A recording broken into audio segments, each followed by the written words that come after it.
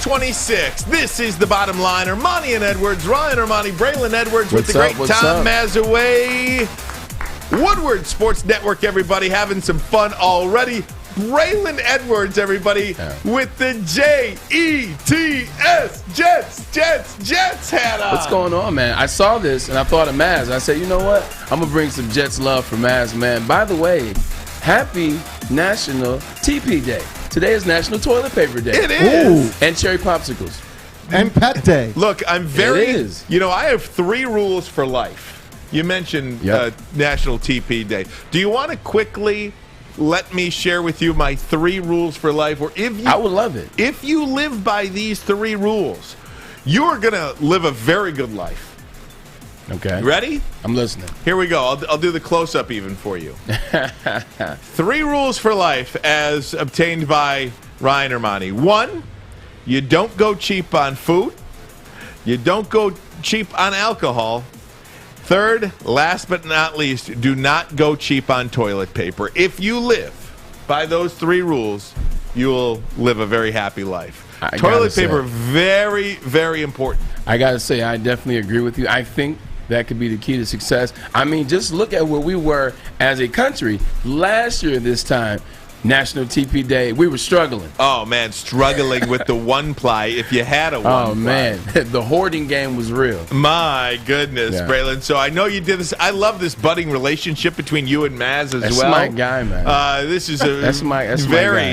This is very endearing to me. I let him down last night, though. What'd you do? He hit me up about 11 o'clock. Hey, Maz, give me a call. I got a couple good ideas for tomorrow. At that moment, I was getting in bed.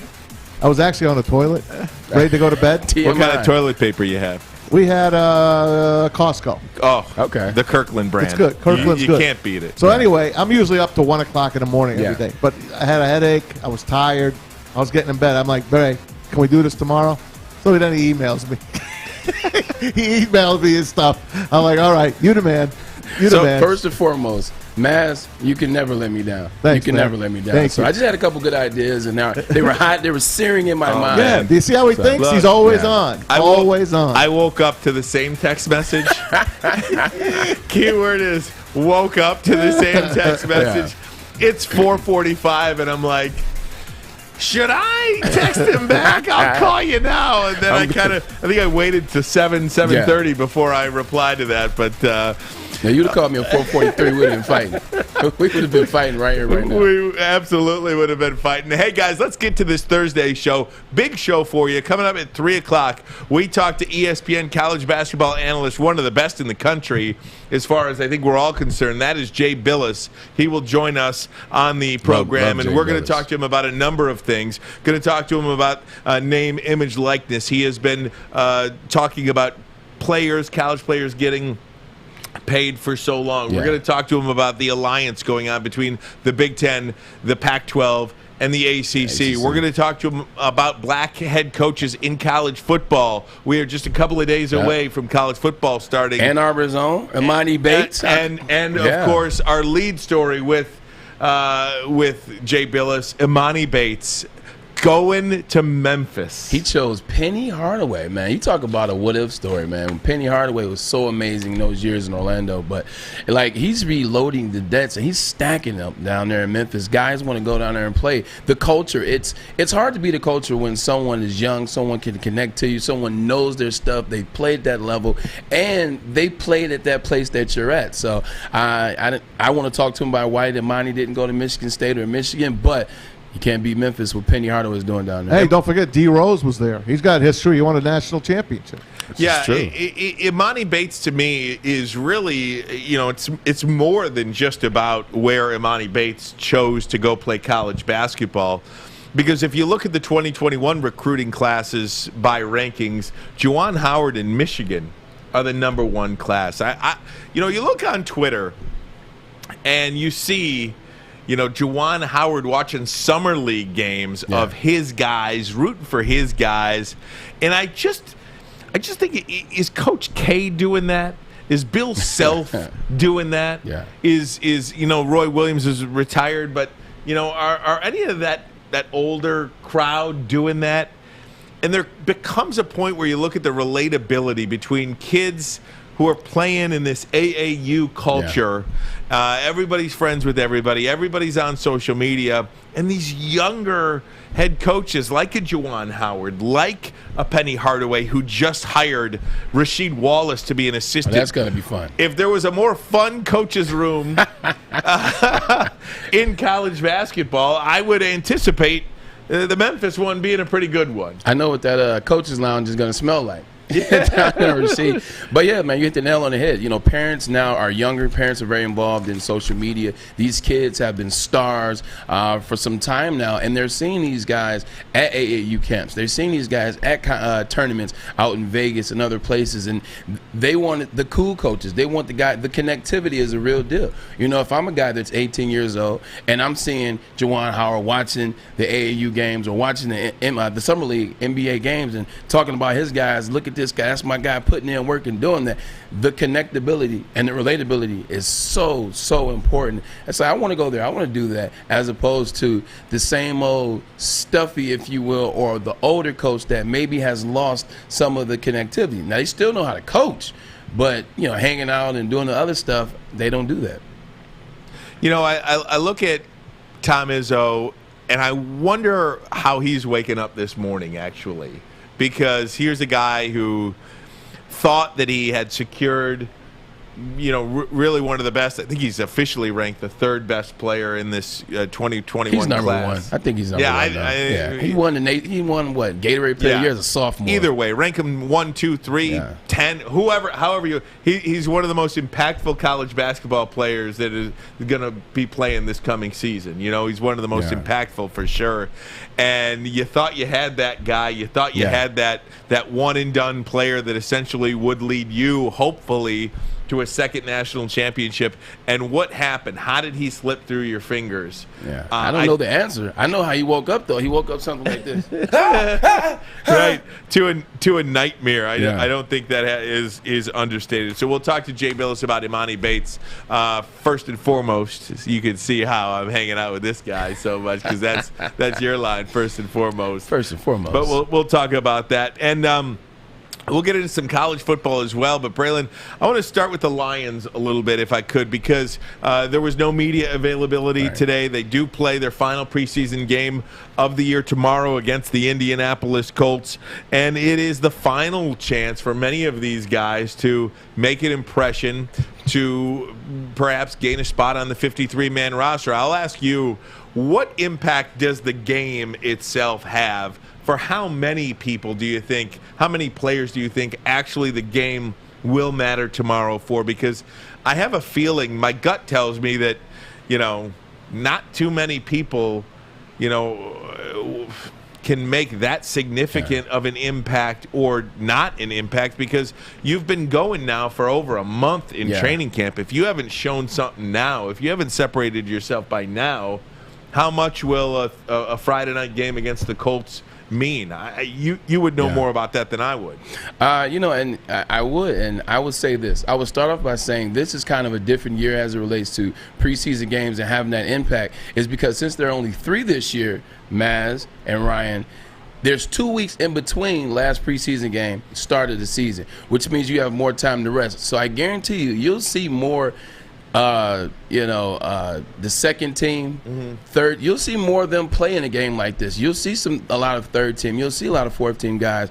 I think this game actually does help you if you're on that tweener space where, let's say, you're the fourth wide receiver or the third wide receiver. Well, if the third wide receiver is only is third but doesn't play special teams, and the fourth wide receiver does, that guy goes out there and have a couple good catches and he goes down to make a tackle, now I know I can take this fourth wide receiver because he adds more value to the team. He does more. The more you can do will help you in games like this. So this is a game where, as your position of choice, you got to know your stuff. You got to go in. You got to be dialed in. You got to take it very serious. But also you got to be heavy on that special teams. You got to go down there, make the tackles, do the things. Like, that's how you're going to make the team. I think that's where you can win in the last preseason game, is if you're one of those 3-4 guys and you're floating. Be better than the one guy ahead of you, but also add that special teams, add that value, and be available. Hey, I'm rooting for my guy Tom Kennedy. I want to see Tom Kennedy make this team. There's a couple other guys I got my eye on. I got my eye on the kickers, believe it or not,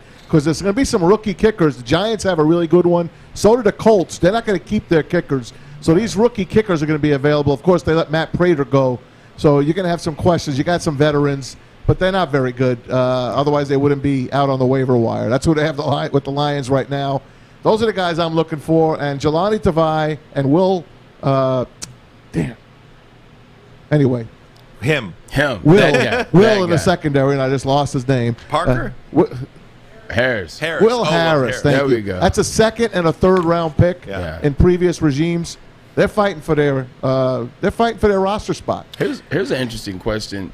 Is it just me, or when they move the extra point back in the NFL on the PAT, didn't kicking just become a thing of like it used to be automatic back in the day? I just remember the same kicker on teams for years. I like it too. I know all the names of kickers. Now it's like going here, going tomorrow. 4 games in, get cut. Like kickers are so inconsistent now. Can't make an extra point, you can't play for me. I think that's just the way you got to look at it. You go for 2, it's closer, for crying out loud. It's a yard and a half away. Matt, as you mentioned possible roster cuts, I want to get to something that the defensive coordinator Aaron Glenn said about guys and the likelihood or unlikelihood of making the team this year.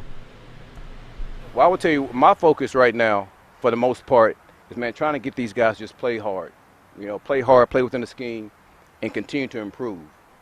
You have Brad, you have Dan. I mean, they're going to make sure they massage the roster and do that. Right? My job is to make sure I give them guys, I make it hard on them to who they have to cut. All right? That's what my job is. And some people don't think like that, but I do. I mean, I want it to be hard for us to sit in there and talk about, man, who we going to release this guy, because all those guys are playing well. Right? So that's the way I look at it. I really like Aaron Glenn as a defensive coordinator, and he did go on, Braylon, to talk about the younger players on this team. How do you go about motivating the younger guys? And I don't even know why you'd even need to motivate a young guy. If you're not a motivated young guy right now, I don't know what you're doing in the National Football League. But here's what Aaron Glenn had to say about that. You have those young guys out there and they're making their mistakes and they're having their growing pains. How do you keep their confidence up on the sidelines and keep them focused throughout the entire game? This is the NFL, right? It's the best game in the world at the highest level. It's hard for, in my opinion, for young guys to know that they're in this situation, for them just totally don't have confidence on making a bad play or not. Because the one thing we will do is we continue to get their confidence up. We're not going to put them in a position or allow them to not have confidence, even if they do make mistakes. It's our job as coaches to make sure we lift them up, right, and let them know, listen, you're a rookie, things like that happen, but it's not okay. It's not okay. Braylon? Yeah, the thing I love about that is it goes back to what I was talking about yesterday, man. I love when former players come back and coach, and I love when they're given chances to, because who knows the game better than players that have been in those spots? You're going to fail in football and sport, and you sometimes you need someone to tell you, hey, it's okay, put an arm around your shoulder and help you through it, but also let you know that it's not accepted to keep falling in the same position, like keep making the same mistakes. And I think that's what a player can do, and I think that's what he's doing. He was such an amazing player, and now you can just hear it in his voice. He's going to be a really good coach, and so the Lions have a really good one in him, and once they get the right pieces in the secondary, man, watch out for that secondary. Plenty of Lions talk. We'll get back into some Lions talk in the 3 o'clock hour. Want to get to some college football talk. We were having some fun the other day. It's about time. We were having some fun the other day, and we're going to bring this to light, okay? Who is the greatest college quarterback of all time? Woo. I have my guy for you, and I don't even think it's close. Woo. Braylon strongly disagrees. We'll have that for you next. This is Emoni and Edwards, The Bottom Line on Woodward Sports Network.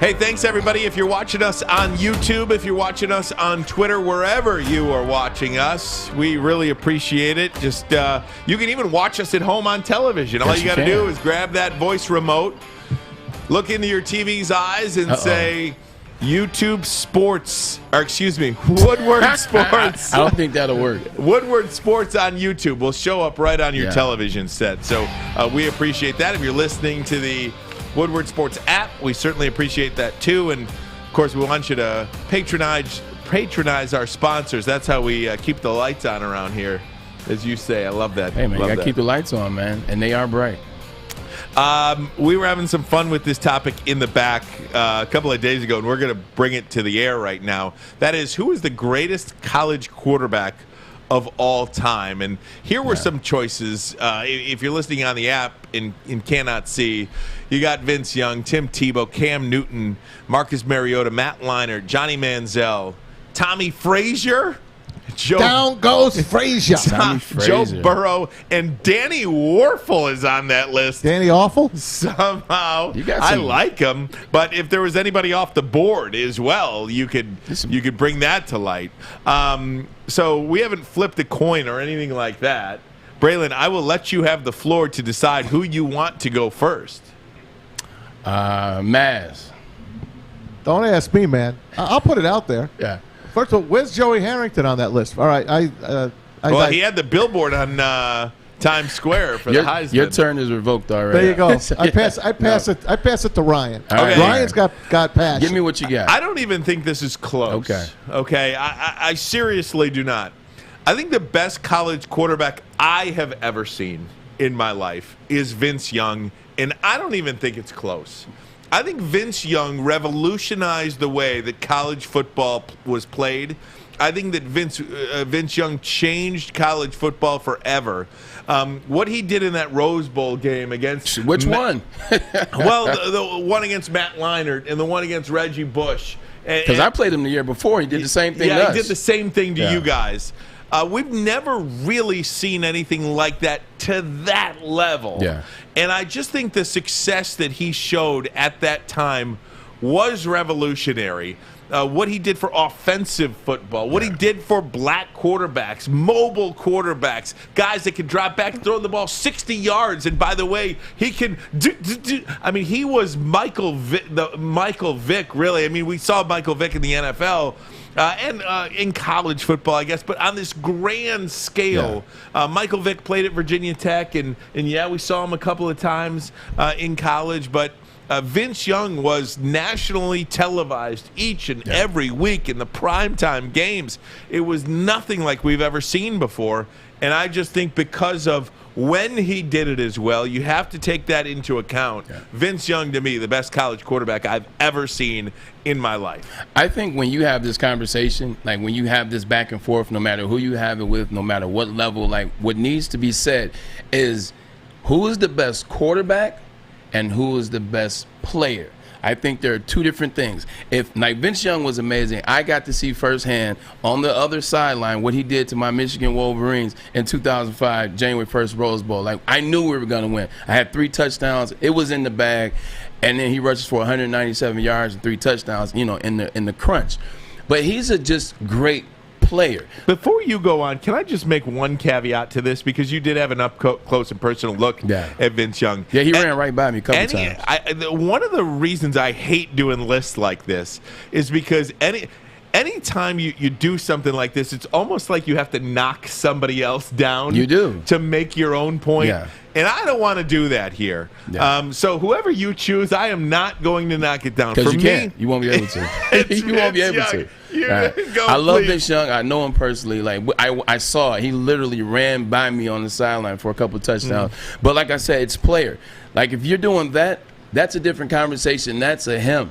That's Lamar Jackson is in that category. Johnny Manziel will be in that category. Tim Tebow will be in that category. A just great player. But if we're just talking about the position of quarterback, passing, efficiency, touchdowns, the right plays at the right time, yes, you may be a dual threat quarterback, but you know how to pass. You're a leader of men. You're a leader of a team. Let me just run some stats down by you. Greatness in college football over the past 12 years has been measured by what? Alabama. Can you beat them? They're the best defense. They're the best offense. They've been killing, 6 national championships in the last 10 years. They'll just destroy you. So they're the gold standard, right? Well, here's a guy who played them twice. In 2016, Alabama beat Clemson, but in that game, Deshaun Watson had 405 yards, 4 touchdowns, 1 interception. 2 of those touchdowns were in the fourth quarter, and they almost came back. And that was a defense that they said was amazing, correct? The very next year, he beats Alabama 36 of 56. No, 36 of 56, 420, and 3 touchdowns. Once again, 2 of those in the fourth quarter. This is on Alabama, mind you. He finished his career 10,168 yards, 4,000 yards twice in his sophomore and junior year. He's not even mentioned because he didn't win the Heisman. He was a pure passer. He could run if he needed to. He beat Alabama, who was the mightiest of the mighty when it counted. He's the best college quarterback to me in the last 30 years or whatever the framework record is. Best overall, though, if I'm looking at athlete/quarterback leader, it's Cam Newton. What he did that national championship run in 2010 is amazing. And I think that's what we do forget about Deshaun Watson, how great he was in college at Clemson. And I think one of the reasons why we forget about him, Braylon, is because he did not win the Heisman Trophy. He did not win a national championship. He lost Lamar Jackson and Derrick Henry. Yeah. So I think he wasn't even on that list. Yeah. Because one thing in common with people on that list was that they either won a Heisman or a national championship. Lamar Jackson's not on that list. It's true. Lamar Jackson didn't play many big, huge, enormous games on a weekly scale. Very true. I was going to say the only one he really had, to be honest, is he beat Deshaun Watson. The year that Deshaun Watson and Clemson won the national championship, Lamar Jackson beat him on a Saturday night game. But you're correct. Yeah, because those guys on that list that we pointed out for you, Maz, I mean, those guys week in, week out are playing tough competition. You know who else wasn't on that list? I don't think he was. Cam Newton. No, Cam's on there. He's in the corner. Yeah, I say, Cam's on there. He's a stud, man. 100%. Won the national championship, played in Florida, left there, got kicked out, went to a smaller school, and then finished up at Auburn. And he was a unicorn when he first came out. Look at the size of him. He's still in the NFL today because he is like a running back. He can't pass as good as he used to. Right. But he is in there for those goal line situations. Who's going to stop him from getting over? No, I agree. And that's why I said if you look at the overall of the conversation, like it's Cam Newton. Now, if you're just talking about quarterback, I like Deshaun Watson. If you're talking about athlete, Cam Newton I like did it. Vince. Cam Newton was the one guy. Can we pull that list up again, Alex? If you're looking at this list on Twitter, what's the one thing in common here? Cam Newton Dual is threat. Yes, but Cam Newton is the only one on this list that ever had it translate to the NFL game as well. Yeah. I mean, Cam Newton is not only could be we gotta wait the to see best college quarterback in this list, he went out and turned out to be the best NFL quarterback on this list too, and maybe you're looking at him now saying he's going to lose a job to Mac Jones. Fine, the dude was 15-1 for the Carolina Panthers. Made won one an mistake. Won an MVP. One mistake, and led his team to a Super Bowl. The one thing I would say that we did not bring up, if I'm going back to just pure passing, and I said like once again, Deshaun Watson, Joe Burrow has to be too. Like, if someone told me Joe Burrow was one, I wouldn't have a problem with that in pure passing. If you read his stats just for that 1 year, 5,671 yards. Yeah, that's ridiculous. 60 touchdowns and 60 touchdowns and 6 interceptions. And you can make the argument of how many studs they had with Justin Jefferson and all the wide receivers and the running backs and how good the defense is. If it was that easy, then somebody else would have thrown for 5,600 in that situation. Problem with Joe Burrow, where I don't think I don't want to say he doesn't belong on the list or belong in the conversation, but the problem is it's one season, and it is just such a different game now. Yeah. It is such a different game. Slinging it all over the place and all that stuff. Right. I mean, but it's fascinating to me. Yeah, once again, he's another guy that did it on Alabama. Hey, let's stick with some college football talk. The Michigan Wolverines. Not many people talking about them when it comes to Big Ten championships or anything like that. We're going to talk a little Michigan, and where Danny Burke from Bet Rivers previewed the Michigan Wolverines. What he says the Michigan Wolverines' chances are of a Big Ten championship. 30 seconds from now, we'll get right to it. You are listening to Emoni and Edwards with Maz, the bottom line on Woodward Sports Network.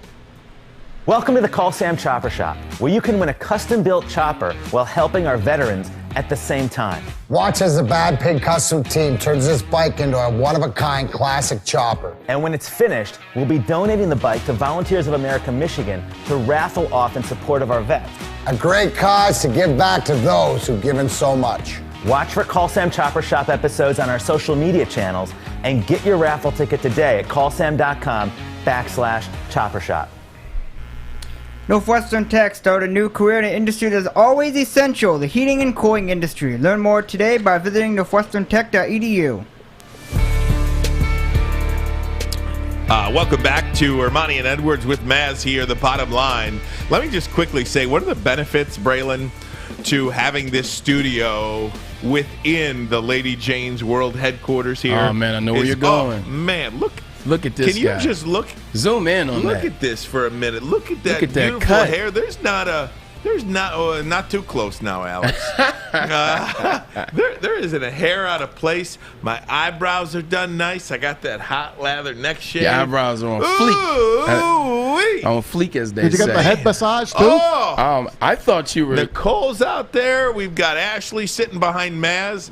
I think that's the shot that everybody likes. I know the people Maz want the Maz cam just for Ashley back there. I thought you were going in the direction of the Birmingham roast. Oh my God! Buffalo chicken sandwich. You got the Birmingham roast connected to Lady Jane's and Woodward Sports. They have some of the best sandwiches. Ryan and I darn near eat there every day for lunch.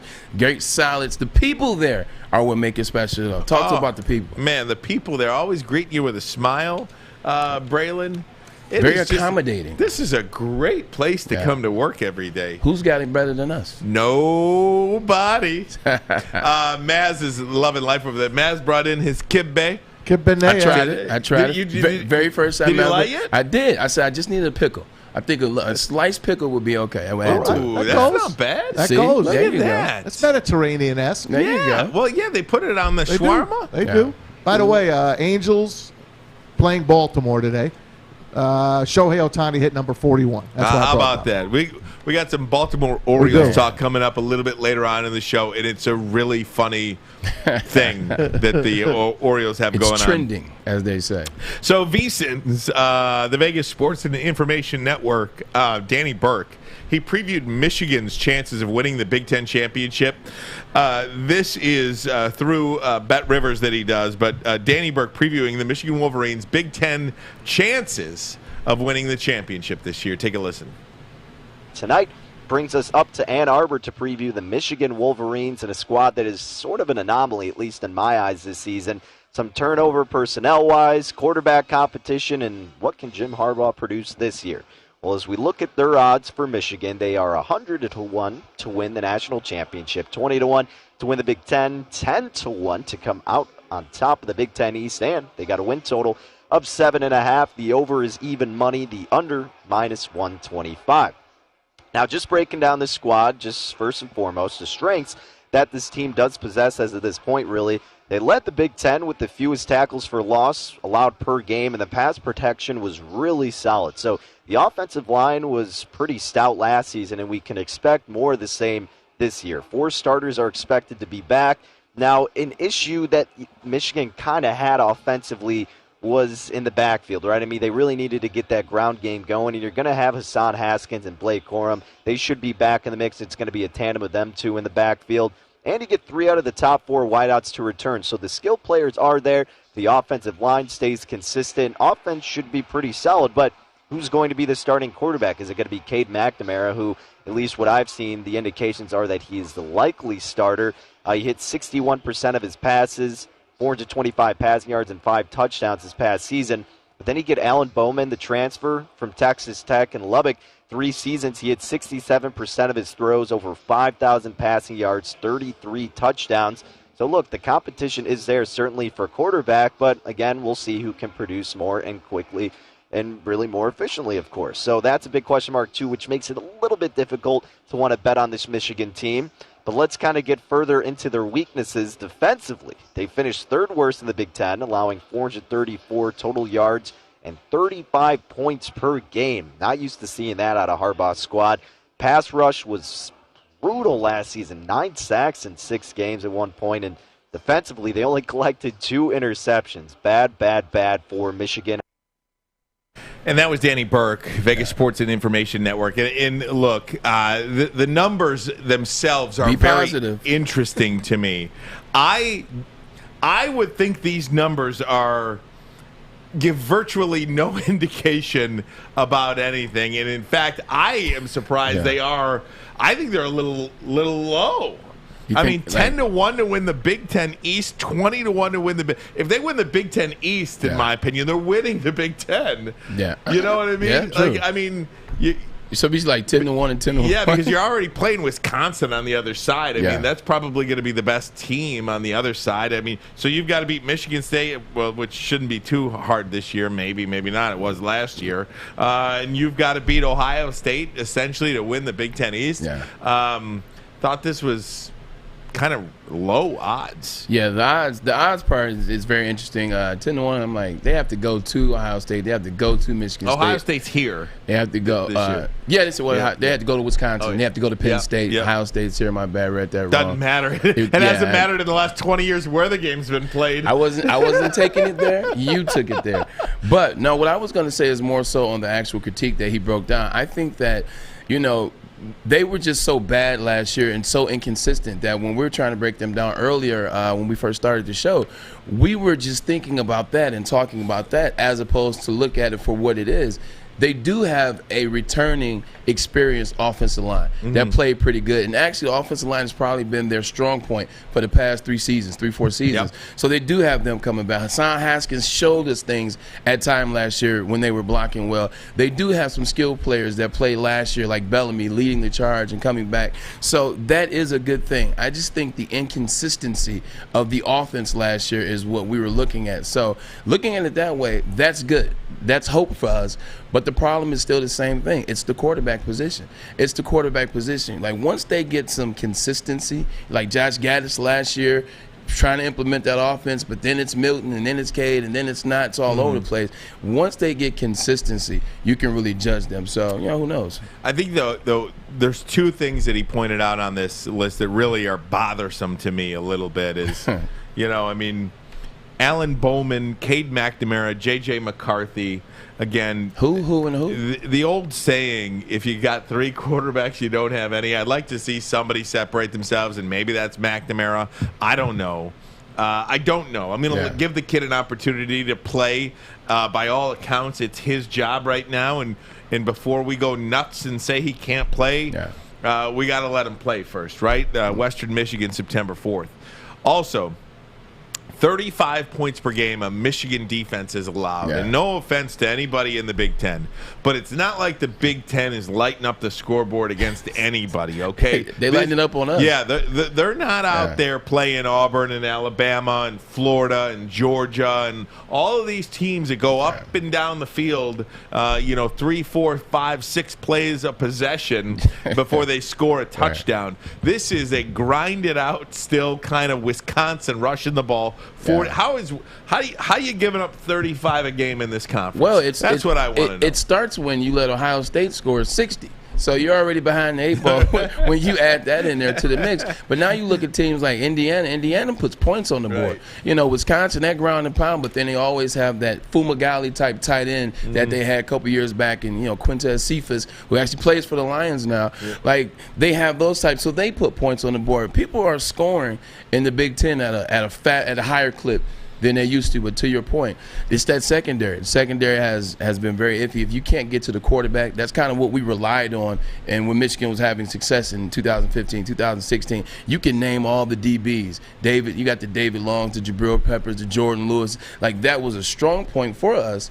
But you haven't seen that in the last couple of years, and I think that they're babies. They were young, so, one thing your dad mentioned when he was here, too, is – at what point did this whole thing change? It was, where's the speed? Don't you want to see some speed out there for Michigan? And hopefully the new defensive coordinator, McDonald, can do something with these guys on the back end, because you're right, the defensive backs have gotten torched. They don't come up. They don't fill. You know where you get speed from? You got to go down south. You got to go to Florida You got to go to Georgia. You got to go to Texas. You got to go to California. You got to go to Mississippi. You have to go down there consistently to get speed. You look at Ohio State every year, and the only reason why we bring Ohio State up is because we're talking Big Ten football, so I don't have to talk about Florida. Every year Ohio State has how many players that come up from Florida?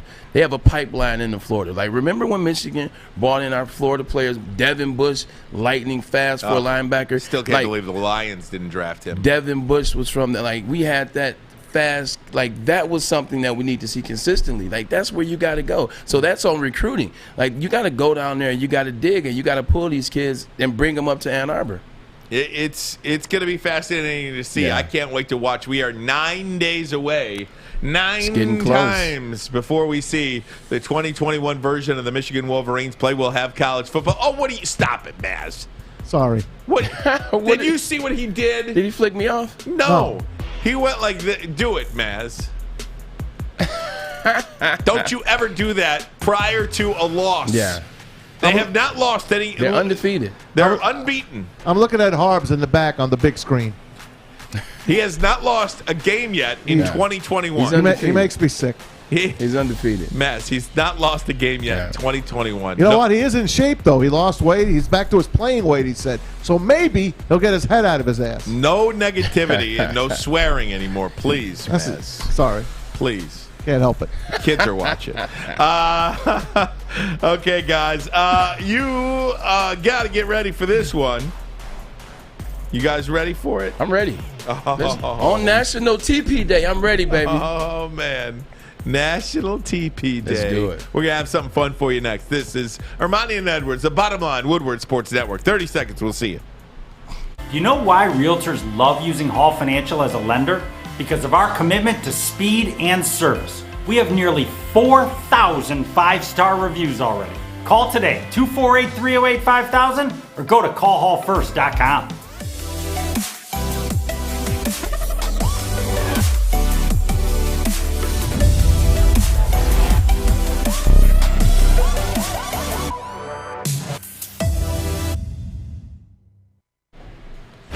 Right back here on Woodward Sports Network. Ryan Emoni, Braylon Edwards, Tom Mazaway. We got Fish. We got Alex Mayer. We're having some fun here. Please tell your friends about us.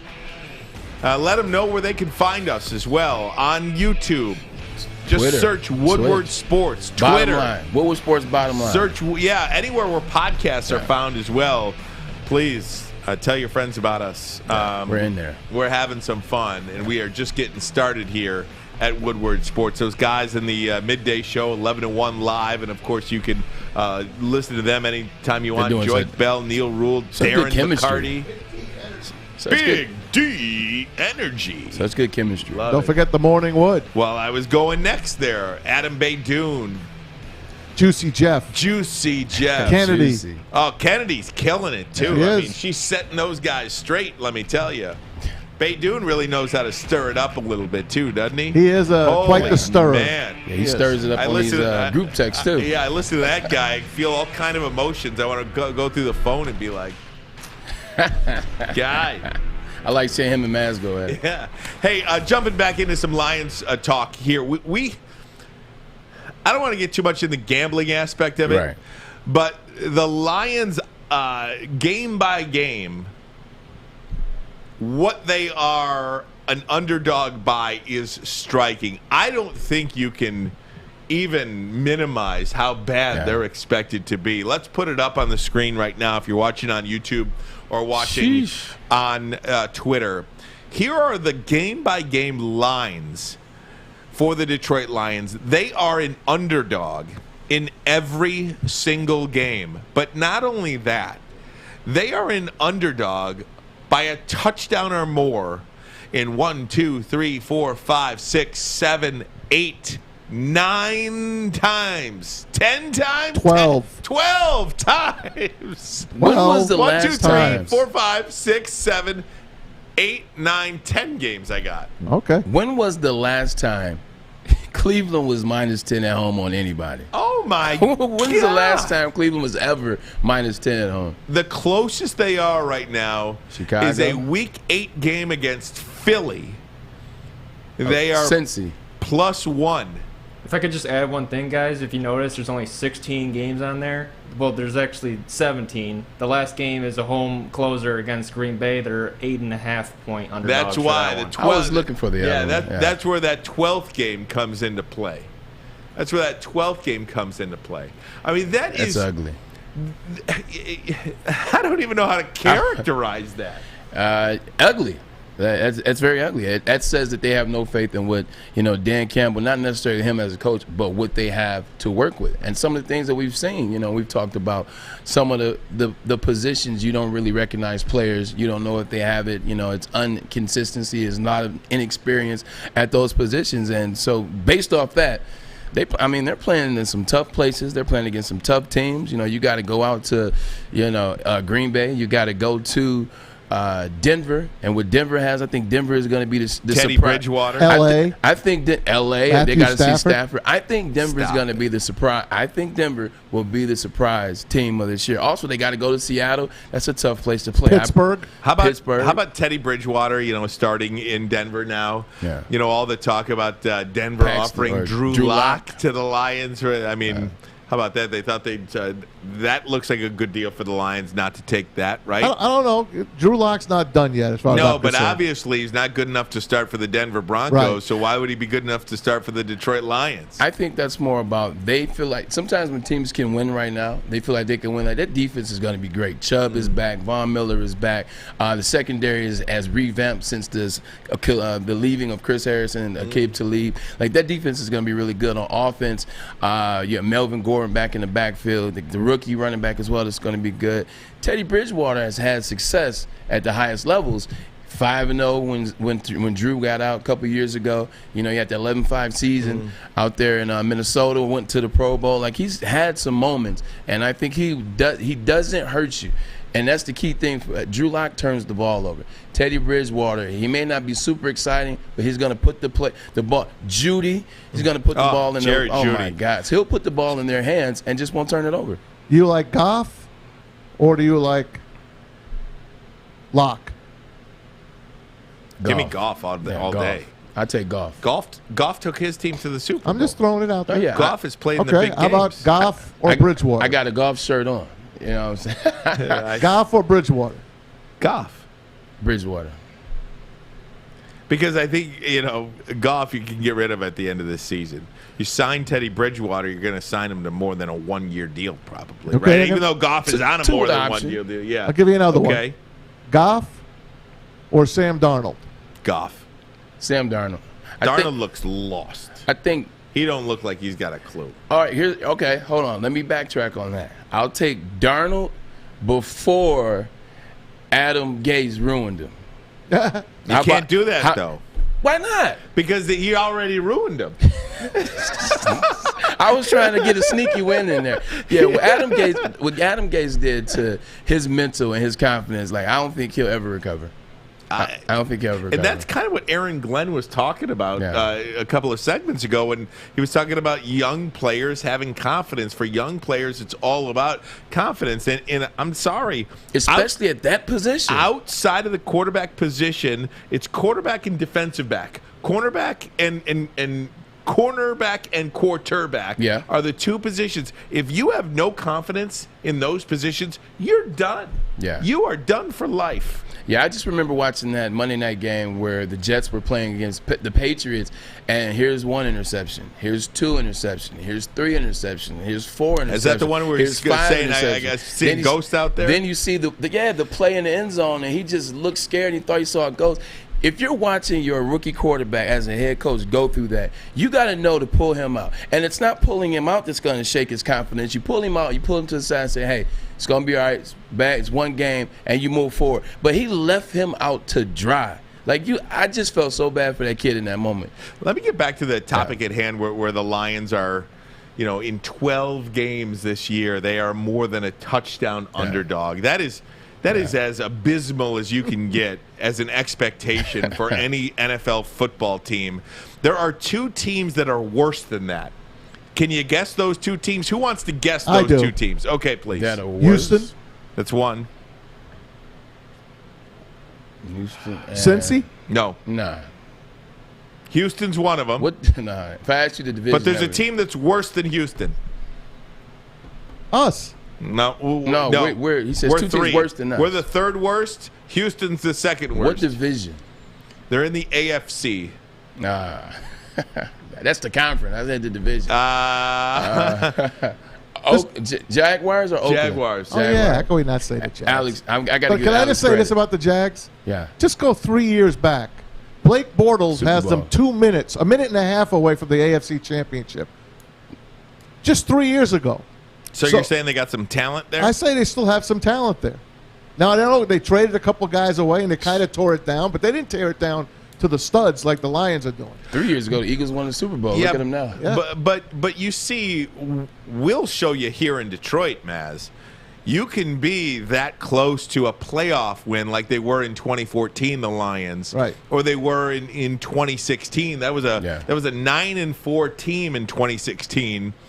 Before they lost the last 3 of the regular season, lost a playoff game, and then you come out, you broom everybody, you hire Matt Patricia, and this thing can go south quickly. Quick, yeah. So to say they were 3 years away from a, AFC Championship game, I don't know if that even resonates, because in the NFL you can get good really quick, and you can get bad really quick too. The thing go ahead, man. They've been in 3 AFC Championship games. They're an expansion team. We've been in 1 in my lifetime. You know who is the fastest ever? Who on the Lions coaching staff was in one of those AFC Championship games? On the Lions coaching staff? Yeah, the first one. Mark Brunell. That's right. Oh, yeah, he was the quarterback. He was the quarterback. Come on, quarterback. man. I got confused. I thought you said he was a coach. No, he was a coach for the Lions. I'm full of trivia today, Hey, man, bring it. Bring Stump the Maz on. I don't care. I love it.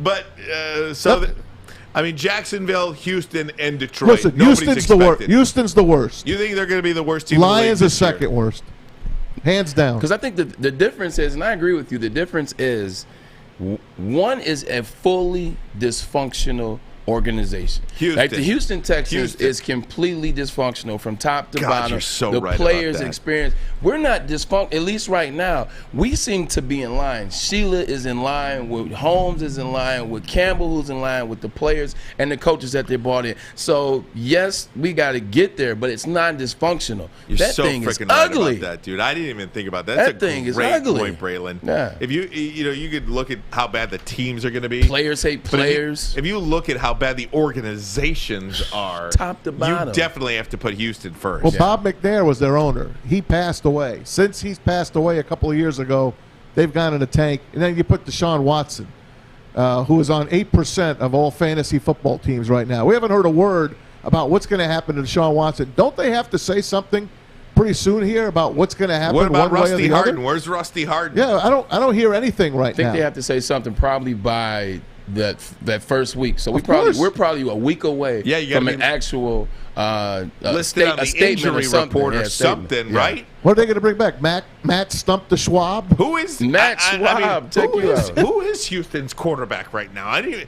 Brock Osweiler? Who's taking snaps for the Houston Texans? I know who it is. And it just left my memory. Hold on, I will get it for you. Seriously, we know who the quarterback is going to be for the Detroit Lions. We know who the quarterback is going to be for the Jacksonville Jaguars. I mean, the Jags. Hell, you got Gardner Minshew back there too. Tyrod Taylor, $100 million man from Buffalo. They have Jeff Driscoll there too, our former cast off man. here. That poor guy, I'll tell you. Tyrod Taylor. Been through it, hasn't he? Oh, my gosh. Tyrod Taylor. Buffalo did him greasy.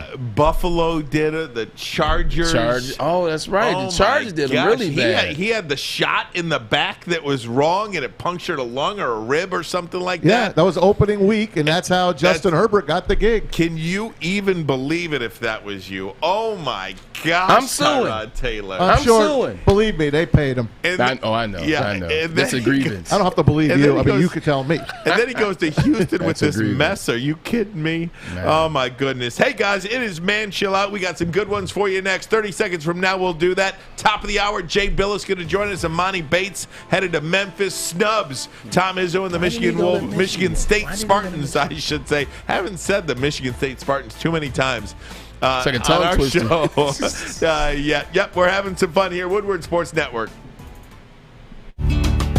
Tony is a third-generation logger that has a simple, practical approach to life and work.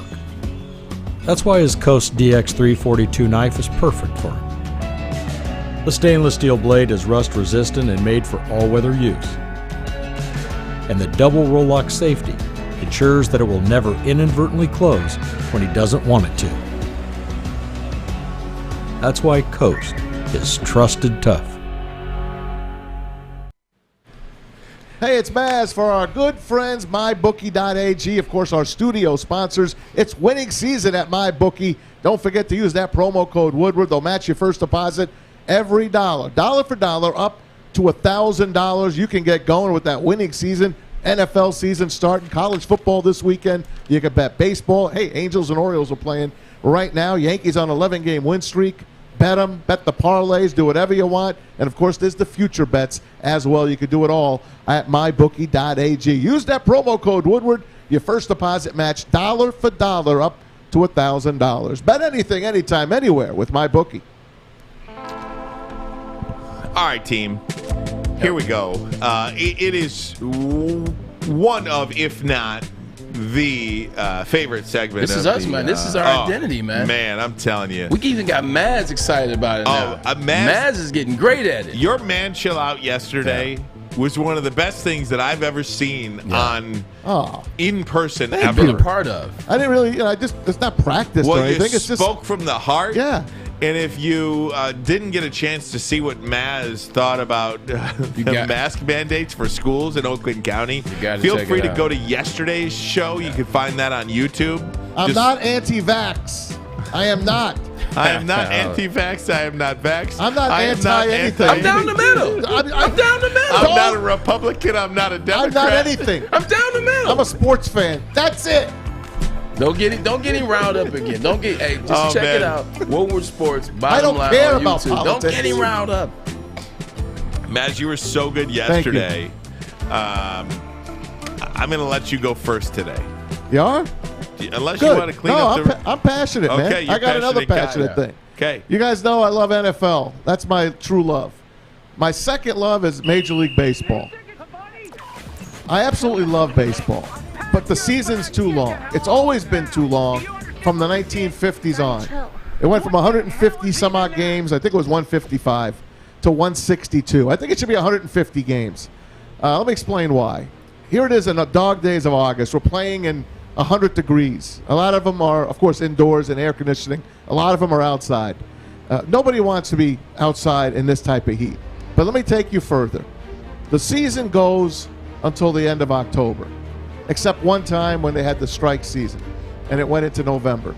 And, of course, the Yankees, Mr. October became Mr. November. It was Derek Jeter. But I digress. This year, the playoffs start in mid-October, and the playoffs, the World Series, starts on October the 26th. Ridiculous. That's 5 days before Halloween. Game 6 of the World Series starts on the 1st of October. That's game 6 of November. Right. If it goes game 7, it's November the 3rd. Don't be stupid. Are you kidding me? Are you kidding me? It should be 150 games. Make the wild card a best of 3. Get your extra money. I don't care if you throw 2 more wild card teams in there, Major League Baseball. But get the hell done before Halloween. Not on Halloween, because nobody wants to stay home on Halloween to watch a World Series game. I mean, you're killing me. I want to go out with the kids. I want to go out. I want to give candy out. I don't want to have to concentrate on a Game 7 for Halloween. Be done by October the 27th. Excuse me, October the 27th. There you go. That gives you 2 rain days, just in case. Get done by the They'll be planning Thanksgiving October 30th. Listen, Major League Baseball and Rob Manfred, man, chill out with the schedule. Maz, you know what that means. That was a good one. I mean, baseball hates kids. They hate Halloween. Well, they're not endearing themselves to kids because the games are long. There's only a few people, really, that can sit through an entire baseball game. Yeah. Especially when the Yankees and Red Sox play. It's 4 hours. Game. Yeah. It's torture. It's a 4-hour game. It's torture. There was a game last night that went 16 innings. Don't be ridiculous. I think baseball hates football.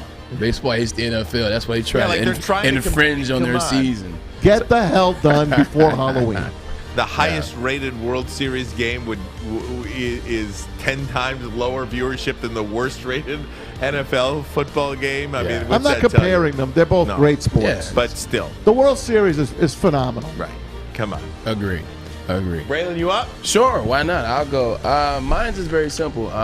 America's team. When you say that, everybody knows. Cowboys. You're talking about the Dallas Cowboys. Talking about the stars and everything in Texas is bigger except the win category. In the last 25 years, the Dallas Cowboys have 4 playoff wins. If I read you the list of how their seasons finished, there's 4th place finishes here, there's 3rd place finishes there. They lost wild card after wild card. They went 5-11 5 years in a row. Jerry Jones gets all this credit as the best owner when you're not talking about Robert Kraft. The best owner, no, he's annoying. He's in the way. He becomes buddy-buddy with the players. He causes rifts between the player and the coaches. He pays the wrong players. He gets rid of the wrong players. The Dallas Cowboys are not America's team anymore. They are a skeleton of what they used to be. Like every blue moon, they get you a little excited, and what do? They can't win after the bye week because they were deserving of a bye week. They lose with Dak. They lose with Romo. You remember T.O.? That's my quarterback, man. That's my quarterback. That's my quarterback. That's my Dallas quarterback. Cowboys are no longer America's team. We're not watching for them. We don't care about them. They haven't gotten it done, so why should they be America's team? Over teams that are winning consistently, like the Patriots. Now you got the Bucks. Now you got, like, those are the teams that should be America's team. So to Dallas Cowboys and to the media as I'm watching this amazing drone image of Jerry's complex, man, chill out. Just look at this place. This was something. Bring up the volume because Liev Schreiber is awesome. Listen to him on Hard Knocks. I can listen to this guy read a dictionary. Talking about Sabretooth? It's so true, man. I mean, there's no doubt about it. And this facility, I don't even know if you call this a facility. It's a city. This is a city. They have built a city. I wouldn't buy a house if I played there my first 3 years. I just live in one of those condos. Here comes the Ford. That's what they do. Here comes the Ford Center. This is their practice facility. This is nuts. High school teams play in this. It seats 14,000 people. Here it comes. Is nuts. How did they get the drone through that F-150? That's what I want to know. Whether it was flawless. Look at this. Yeah, I Didn't didn't even think about anything like that. It's going indoors now. It did. This is ridiculous. There it goes. Oh my gosh! Look You at this see place. this place? That's it. That's a practice This facility. is a practice facility. Man. We're talking about practice. Can I tell you what? Could it be Jerry Can Jones? I tell you what Cleveland Browns practice facility looked like when I got drafted? Oh yeah, I remember. In Berea, Dude, Berea, Oh, my Ohio. God. I remember. Even before Yeah. you played there, You were down there? I was down there because I worked my second television job was at terrible. Fox Toledo. oh my, it's Toledo. terrible. So I went down there. I'll never forget. I interviewed one of my interviews. Bring it down for a second. Forget about All listening. of this to finish 4th in the NFC East. Yeah, right. So one of the greatest interviews I've ever conducted in my life. Gerard Warren. Oh, nice. Yeah, from Florida. Yep, I think he was number First round. 3 Yeah. overall. Oh, yeah. He was At third. some We point. thought he was going to be a star. Oh, man, 99? Yeah, so it's year 3 Big for money. him or something like Big that. money. That was his nickname. It was year 3 for him, going into year 3 or something like that, and he was not fulfilling any expectation. Yeah. Gerard Warren. So I interview him and I ask him, I don't even remember what I asked him, but he said, with so many players, they're into drugs, they're into alcohol. Yeah. For him, it's the women's, man. The women's. That's what he blamed his low expectations. Big Money was great, man. He said he was just with the women's all the The time. women's. And women's. He couldn't stop himself, and it was the greatest thing in the world. He was great, man. Like he wasn't there when I got there. He was actually in Denver because remember he actually did. Yeah. He went and had a good career Yeah. in Denver, but he would come back and visit some of the players on the team. He still had property. He was a super cool guy, but you aren't lying. Oh man! Every time I hear Gerard Warren's name, I always think to myself, it's the women's, It's man. the women's. It's so good. Meanwhile, as we get close to getting Jay Bilas on the line with us, I want to go ahead and tell you what my story was. And this was a story in the New York Post. And this was in regards to the Notre Dame leprechaun. Apparently, a new survey, according to a new survey, the Notre Dame leprechaun is now considered offensive, apparently. So they did some digging, in the term Fighting Irish, that's their nickname, the Fighting Irish. It began as a derogatory term for Irish Catholic students during the early 1900s. And the leprechaun, the short, bearded fighting position of the leprechaun, was the mascot for that. Apparently that in and of itself is a derogatory symbol. So the term Fighting Irish is an apparent slur to Irish Catholics. I quit. I was waiting for it. Now, also, but we know Irish people like to fight. Right. Also, especially when they drink beer. Exactly. I'm Catholic. I'm not put off. Especially now, as part of this survey, and I want to represent the facts of this. Right. They say this mascot is nowhere near what the Washington football team's mascot was at one point, or the Cleveland baseball team, the Indians. Right. And it actually ranks less than like the Florida State Seminoles and so on. But the fact that this even is a story seems to be ridiculous. So I will say to anybody offended by the fact that the Notre Dame nickname is the Fighting Irish and the leprechaun, anybody who is offended, I'm offended that you're offended by the Notre Dame Fighting Irish leprechaun. So I say to you, man, chill out. Yeah, that's a tough one because, I don't know necessarily all the history behind the derogatory remarks or the history of it. So I don't want to touch it with, a 10-foot pole. But just as I look at... There aren't many Irish Catholics that are offended by the Notre Dame Fighting There Irish are none. leprechaun. There are none. And that would be the thing that I was going with. If they're not offended, why are you guys trying to continue the cancel culture? Like, to me, it's a part of history with Notre Dame. Remember the cartoon? Remember, the cartoon on Looney Tunes? Like, the two little leprechauns fighting, one with the red beard, one with the black beard? Yeah, so... Oh, God, what in the world? There's one lady from the PTA that pissed off. Yes, bring this That's who it is. back. Okay. Keep going. Keep riling him up. Maz, I can't even believe it that this is happening. I love that you're offended that they're offended. That's offended. Perfect. I am offended that they're offended by the Notre Dame Fighting Irish leprechaun. Yeah, I understand cancel culture. But it's getting a little too far.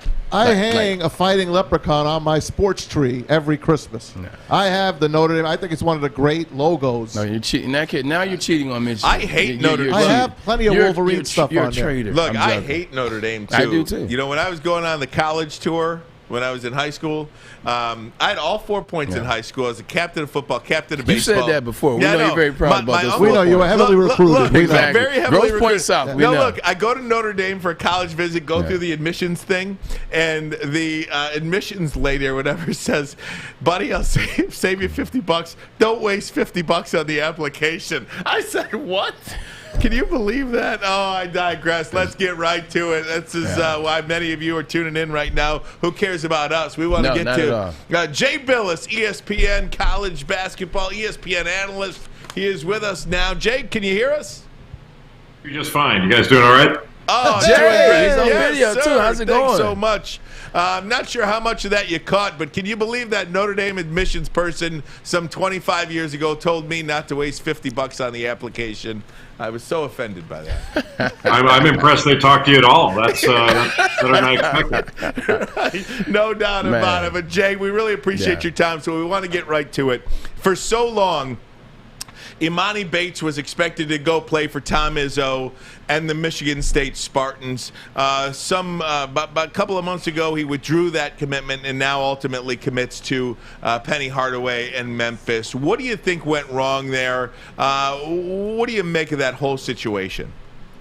I don't know that anything necessarily went wrong. It's just, these kind of things happen in recruiting these days where a player commits really early. And Emoni Bates is beyond special. He's a great prospect, but he's not, he not only committed really early to Michigan State, he's reclassified. And so, he's going to be eligible to play, and I think is enrolled already at Memphis. So he wasn't expected to play next year. It was supposed to be, 2 years from now.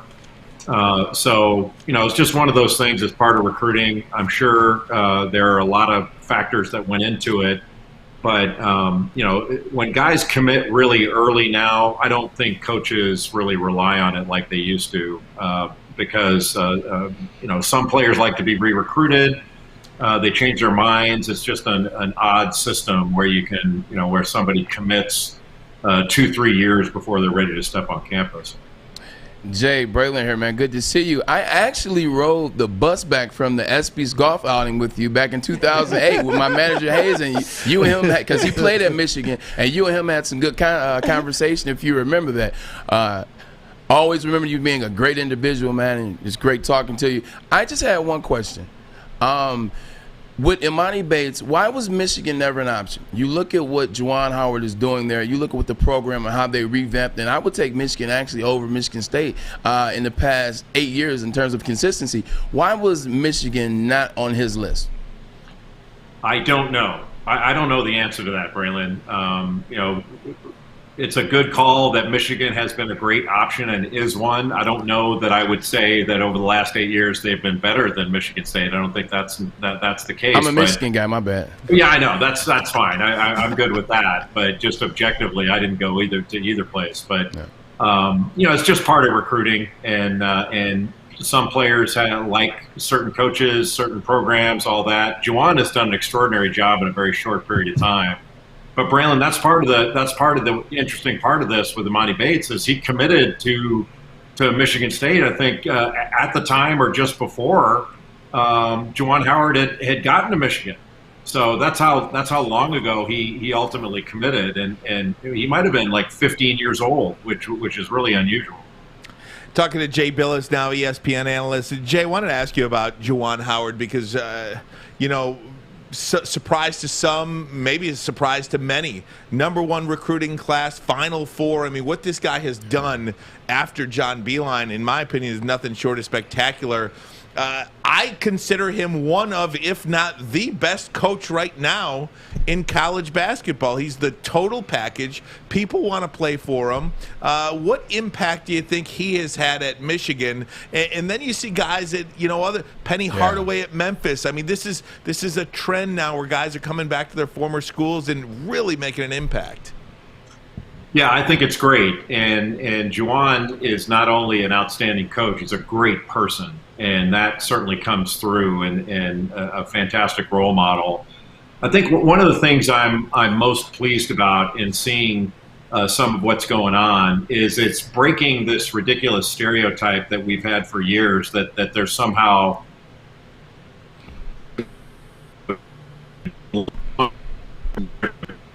college coaches can't in the NBA.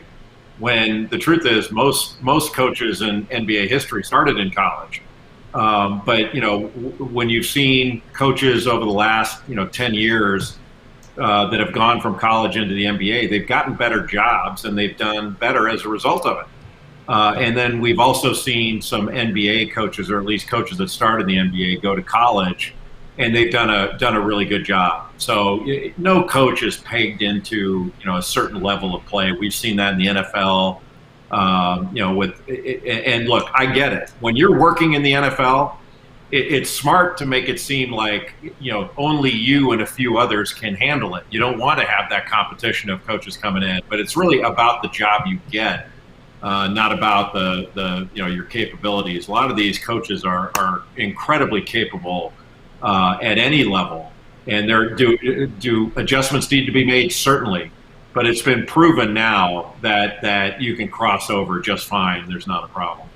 Jay, if I could bounce around a little bit as well, I want to get into some college football too, because I saw this on your Twitter. I thought it was pretty remarkable. 4 decades after Dennis Green became the first black head coach of a Power 5 conference, we still struggle in that respect. And the stat within that article that really captured me was that only 4 programs have hired back-to-back black head coaches: Northwestern, Stanford, Vandy, and Colorado. Why do you think this continues to be a problem, not only in college football, but college basketball? It seems to be getting better, but college football for sure. Yeah. Because it's not a priority. I think it's pretty clear that college is way behind in its hiring practices relative to the NBA and the NFL. And the stunning thing about that is these institutions of higher learning talk a good game about diversity, about doing the right thing, about this isn't a business and all these things. And yet their diversity hiring practices are horrible. And I think you can look back just to this last year about the gender inequity between the men's and women's NCAA basketball tournaments.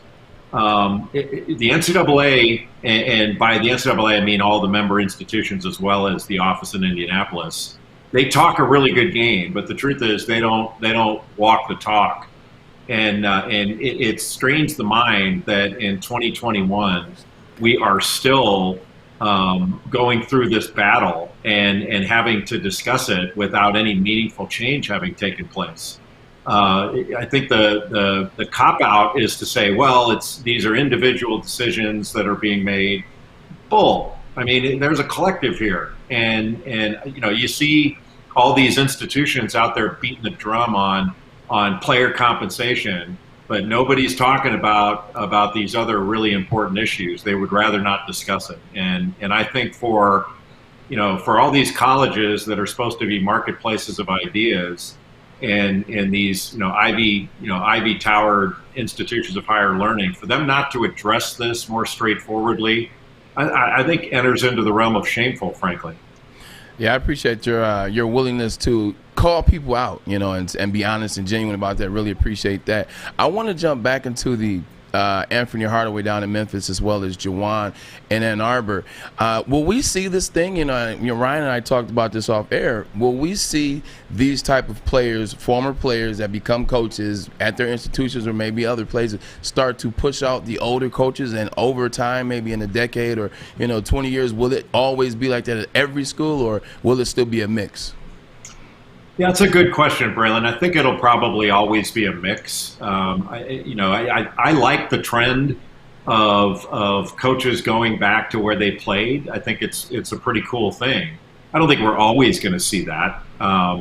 You've seen coaches establish a great brand and relationship with universities that they had no relationship with before that. I mean, Coach K, whom I played for, is inextricably linked to Duke now forever, but he didn't go to Duke. He went to West Point. Yeah. And Bob Knight in Indiana. Knight. He went to Ohio State. Stuff like that. John Wooden went to Purdue, and UCLA is what he's remembered for. So those, I think we'll see it. To answer your question, a mix of things. I do like the trend, and I think it is probably a short-term trend that we're seeing right now. Look, there aren't that many. If everybody goes to their alma mater, it's not going to be a ton of coaches that are going to be changing jobs. I don't know. We'll see. I don't know if that's even workable from a numbers standpoint. Hey, Jay, Tom Mazaway, I appreciate you coming on with us. I got a quickie. Back in March, UCLA, Michigan State playing in the first four in. Tom Izzo at the half grabs Gabe Brown as he's going in to the locker room, grabs his jersey. People here in Michigan, even nationally, we're all over Tom Izzo. Hey, your time is done. You can't coach that way anymore. Obviously, we don't want to coach like Bobby Knight did in the end of his career. But guys like Tom Izzo, class guys like him, are we seeing the passing of the torch? And I know Braylon kind of asked you this. Do kids not want to be, disciplined like that? Well, I mean, yes and no. First of all, with Tom Izzo, he's not only one of the great coaches in college basketball history, he's one of the great guys. Yep. So when that happened, there was a similar thing that happened, I think, with Aaron Henry during a tournament game. I believe it was a tournament game where sort of he got in his face, stuff like that. Yep. And I had said at the time that didn't bother me because Tom Izzo has a tremendous relationship with his players that's been built over time and a ton of time off the floor, and there's a great understanding there. There's an understanding on the part of the player's parents and families, and then people like us that know Izzo really well and know his relationship with his players. But I went on to say, and I believe that I would not recommend that to a younger coach. I do think times have changed, are changing. I don't believe that some of the methods that were used on us when we were all coming up, they may have been accepted at the time, but I'm not sure they were frankly acceptable. And there are certain things now, like I just don't think you have to do that in order to get through to a player. And coaches, and again, taking away from Izzo and just talking generally, because Tom Izzo is above reproach in my judgment in every way. But just generally talking, I talk to coaches a lot at my camp and then clinics that I do about the use of the term accountability. They'll talk about holding players accountable. How do we hold players accountable? And I'll say, and one of the things I say is the first thing in accountability is you have to define what it means for your players. And then as a coach, you have to hold yourself accountable first. Like as a coach, you're accountable for your behavior too, and you're accountable for your methods in that they're designed to reach the player and have for the best possible outcome. So if you were taught a certain way or believe a certain thing, you always have to be examining it to decide whether it's effective. Is it the most effective thing? And if it's not, then I think you should consider changing. And the way players are addressed now versus how they were in the past, I think that has to change. I mean, I can't speak to football. I never played football, but I saw it where coaches used to grab face masks and pull the players around by their face masks. They don't do that anymore, and they shouldn't because it's not right. And same thing with, I just can't imagine unless you're showing a player how to do something to get him into a certain position, him or her. I don't see how you should be putting your hands on players. Is it that effective to grab somebody the jersey? Or I just don't believe it is, and I don't think it sends the right message to those outside your program. That's just my judgment. Reasonable minds can differ on that, but that's the way I see it. Yeah, I agree with you 100%. Just to, piggyback off what you said, I played inner city Little League football in Detroit when I was, 10, 11 years old and 12 years old, 13 years old. And some of the stuff my coaches called me, if I was a father and I heard those things, it would be some smoke. It would be some smoke. No doubt about it.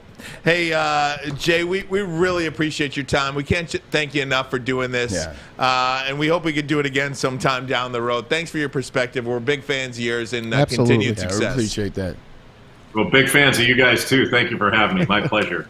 Thanks so much. Jay Bilas, ESPN, longtime ESPN analyst, one of the best out there. And we cannot thank the best. Yeah. The best. Yeah, I agree. We cannot thank him for his time enough as we're just getting started here on Woodward Sports Network. We're going to take a break, come back. We'll react to some things that Jay said there. We certainly appreciate his time, and we appreciate yours as well, watching us on YouTube, on Twitter, listening on the Woodward Sports app. This is Emoni and Edwards, Woodward Sports Network. Would you like to win a custom-built chopper while helping our veterans at the same time? Then watch as we turn this bike into a one-of-a-kind classic chopper. Watch the Call Sam Chopper Shop on our social media channels and get your raffle ticket today at callsam.com/chopper shop.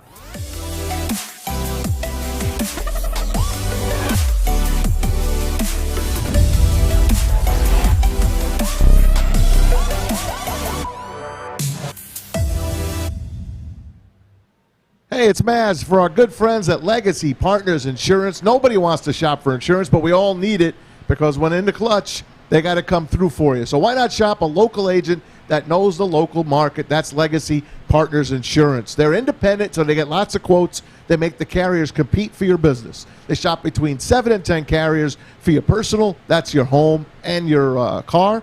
And, of course, if you're a businessman or woman, 50 carriers they shop for your commercial accounts. They've been doing it for over 100 years, so you can trust them. Give them a call today, 586-209-4106. Better yet, go to the website, legacypartnersins.com/Woodward Sports. Fill out the information. Somebody from Team Maz will get in touch with you. Legacy Partners Insurance. Tell them right here, the bottom line, and Woodward Sports sent you.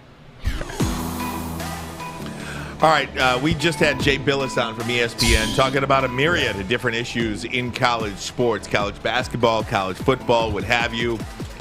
Maz, I thought one of the interesting things that he said was in regards to how can you coach a player? And Braylon, you could shed some light on this as well. You know, how you were coached growing up as opposed to how it would be okay if you were coached now. Can Tom Izzo coach a player like Gabe Brown, pulling the jersey and getting in his face?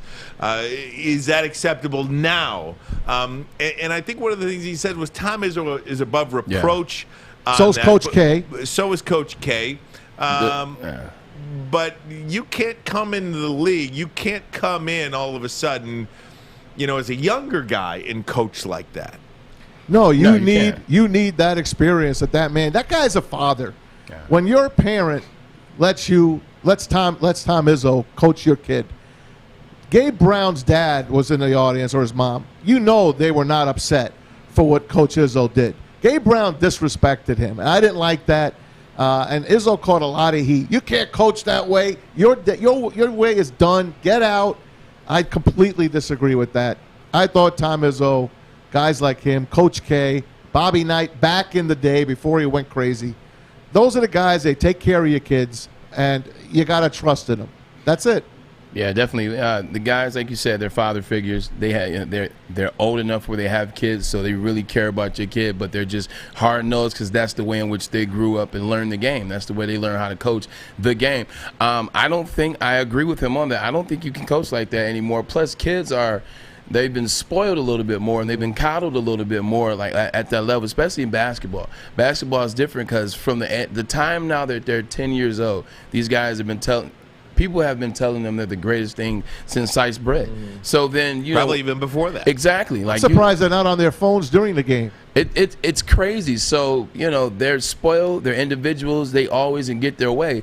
If you say something to them they don't like, then they can leave the school or not even come to your school in recruiting. They can go wherever they want to go. So it's a tough spot to be in, especially in basketball. Football is a little different. Guys are still hard-nosed because it's a gritty game. You can't pull the Woody Hayes. You can't be uppercutting players and putting your foot in their butts like that. But you still can be hard-nosed in terms of the conversation and the rhetoric exchange between the player and the coach. But that hands-on stuff, that can't happen anymore. I'm curious about that, too, because and not so much even the hands-on, but I do believe there is still room for discipline. That's why, the yelling and the rhetoric, that'll always be that way in football.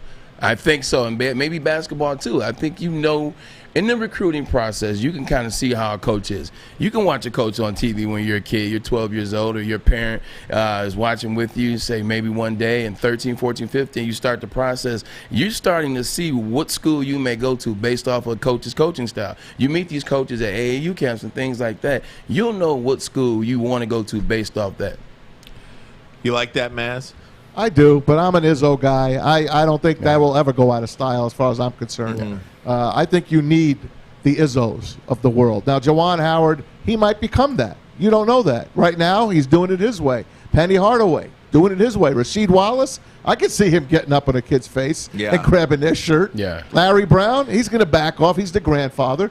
But I could see it still going the way of discipline. There's nothing wrong with disciplining your player, disciplining one of us here in the back talking to five. I want to yell at Fish right now because I didn't like the music. I'm going to tell him. The one thing about it, though, that rubs me a little bit the wrong way is the embarrassment factor. Yeah. Like, that's not embarrassing. I think Izzo, it's not cute anymore to do that in public in front of millions of people watching on TV. You embarrass the kid a little bit. Man, chill out.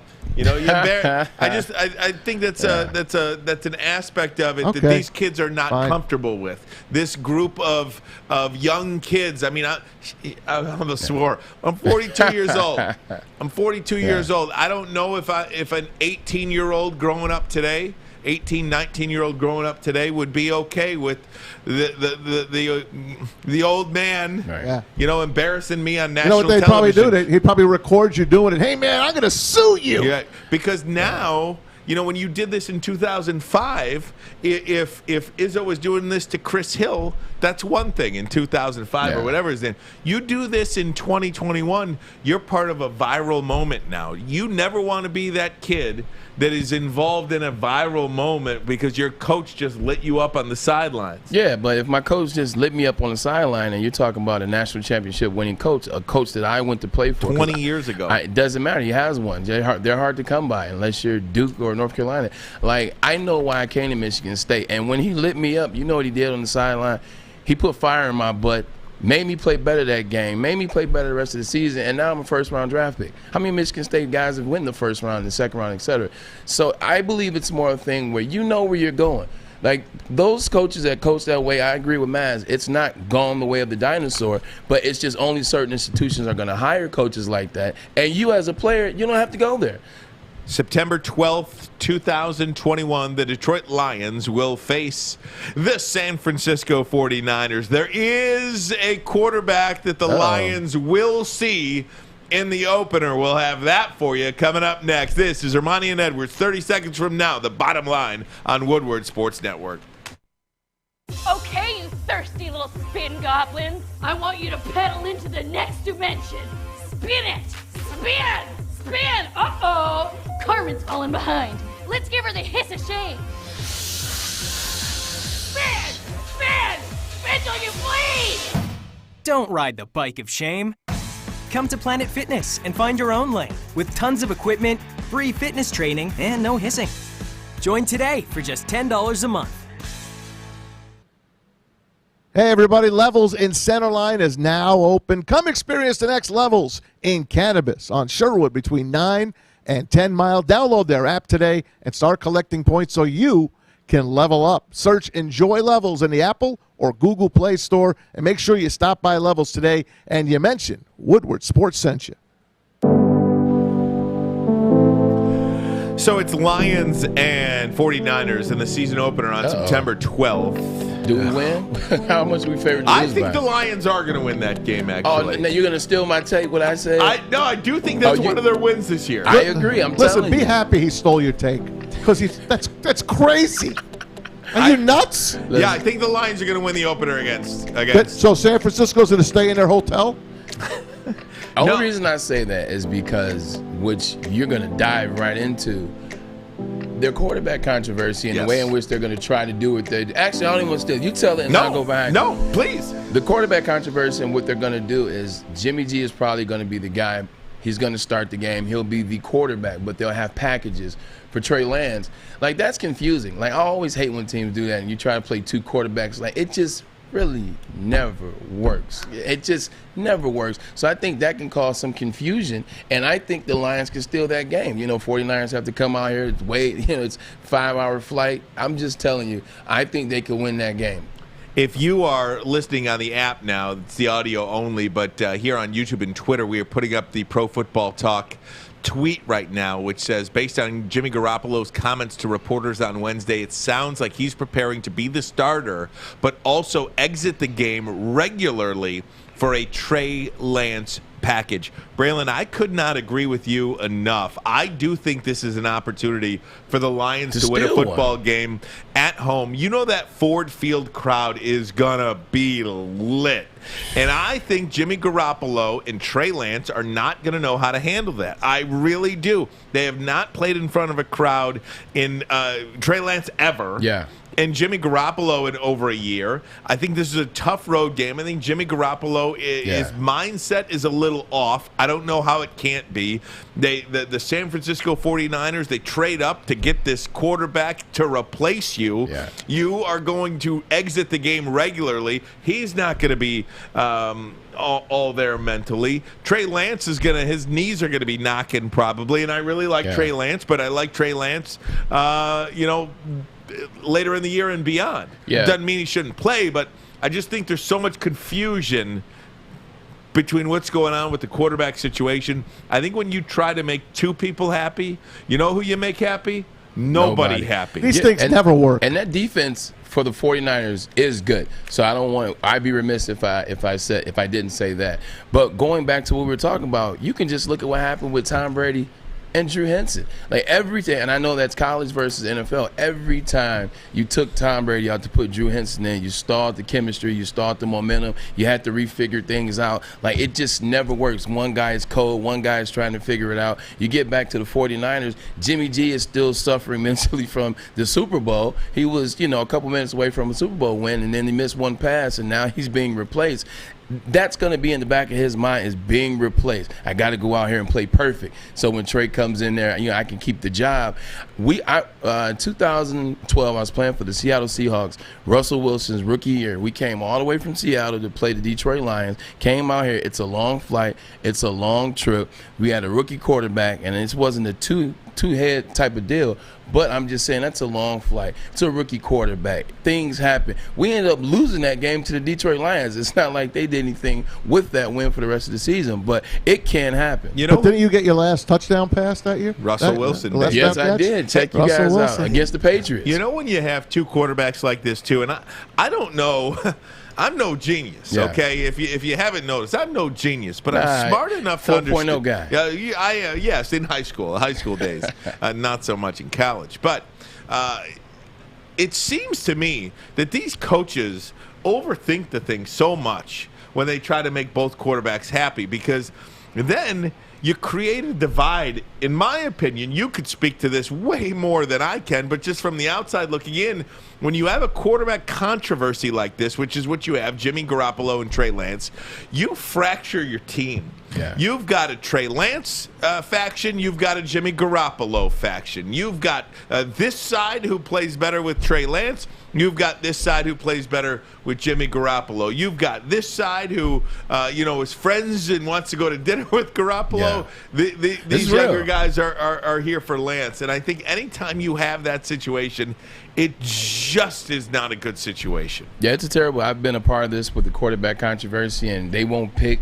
and then they try to say, oh, we're going to play both guys. Maybe you play second half. Maybe you play first half. Maybe you play first series. Maybe you play second series. Now I got to figure out, dang, whose ball do I like better? Pause. Like, which ball do I like? I like catching the ball better from Trey Lance. Actually, I'm only in my third year. I'm kind of young. I could be a Trey Lance guy. Now, like you said, you divide that. Now you got guys that are older, or they want to play with Garoppolo, or they know Garoppolo, they're friends with Garoppolo. The defense will always want who's the best. The defense is like whoever put the most points on the board. That's who you go with. That's who we want. But it gets annoying. Like, your job is to do this as the head coach. You know what?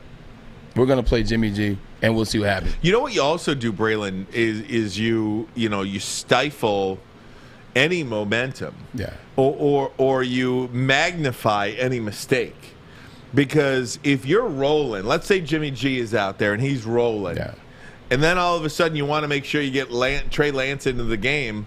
Well, then Jimmy G's out on the sidelines being like, we're out there rolling. What are you doing, coach? What are you doing? And conversely, you're out there, you throw a pick. Yeah. And this thing just magnifies. I mean, Trey Lance is out there the next series. You got a mess. So, and they're different styles. It's a long way to get to this. The Lions have a great opportunity to win this football game. I think it's one of their best opportunities to win a football game of the year. I would love to see Dan Campbell be carried off the field in game one. I don't know if you'll allow that. Is that what it takes? I think it would be fun to see. He's a big guy. Don't hold your breath. But here's the kicker: the Lions are going to be on the national stage for that game if Trey Lance plays. Because what is every Sports Center and NFL Live going to show you?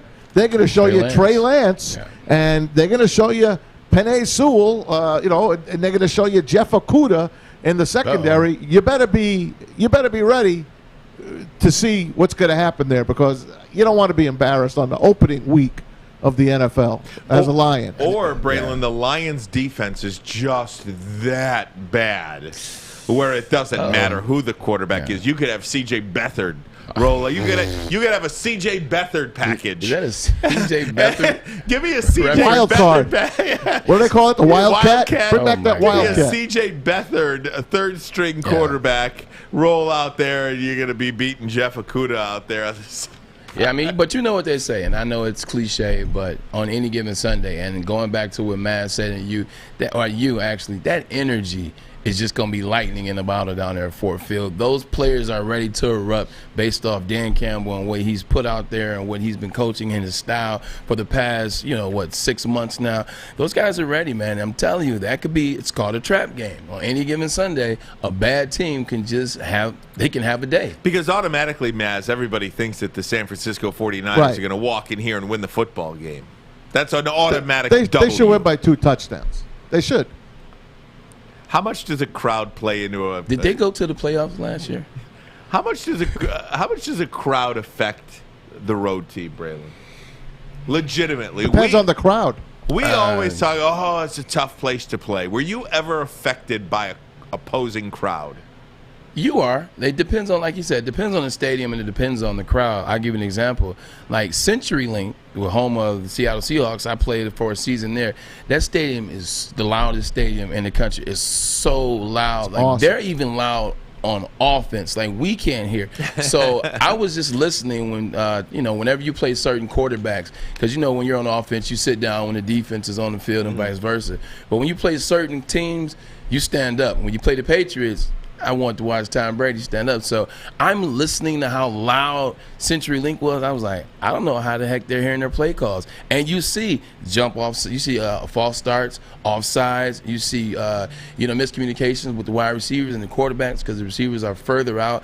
It does play a factor, and especially if you can't do anything to calm them down. The way to do that, you got to put points on the board, sustain drives, and you got to stall the offense of the home team. If you can do that, corral comes down, but if you can't, stays up. Ford Field will never be the Silver Dome. I know it's 20,000 less people, but I don't know what it was about that place. There was 93,000. There was no better sound out of that Silver Dome. Ford Field, they haven't had anything to cheer about, really. I'll give them that. Maybe a couple of seasons, but it's just not the same for some reason to me. We're going to stick with some NFL talk. A couple of guys getting fined for the Buffalo Bills. You will not believe why. Well, maybe you will believe why. We'll do that next 30 seconds from now. Armani and Edwards with Tom Mazaway. This is the Bottom Line Woodward Sports Network. Opa! Introducing Papa Romano's new Greek pizza, a tasty blend of bold Greek flavors and Mediterranean toppings, including feta cheese and Greek dressing. Get a large Greek pizza for a limited time for $16.99. Order now at paparomanos.com.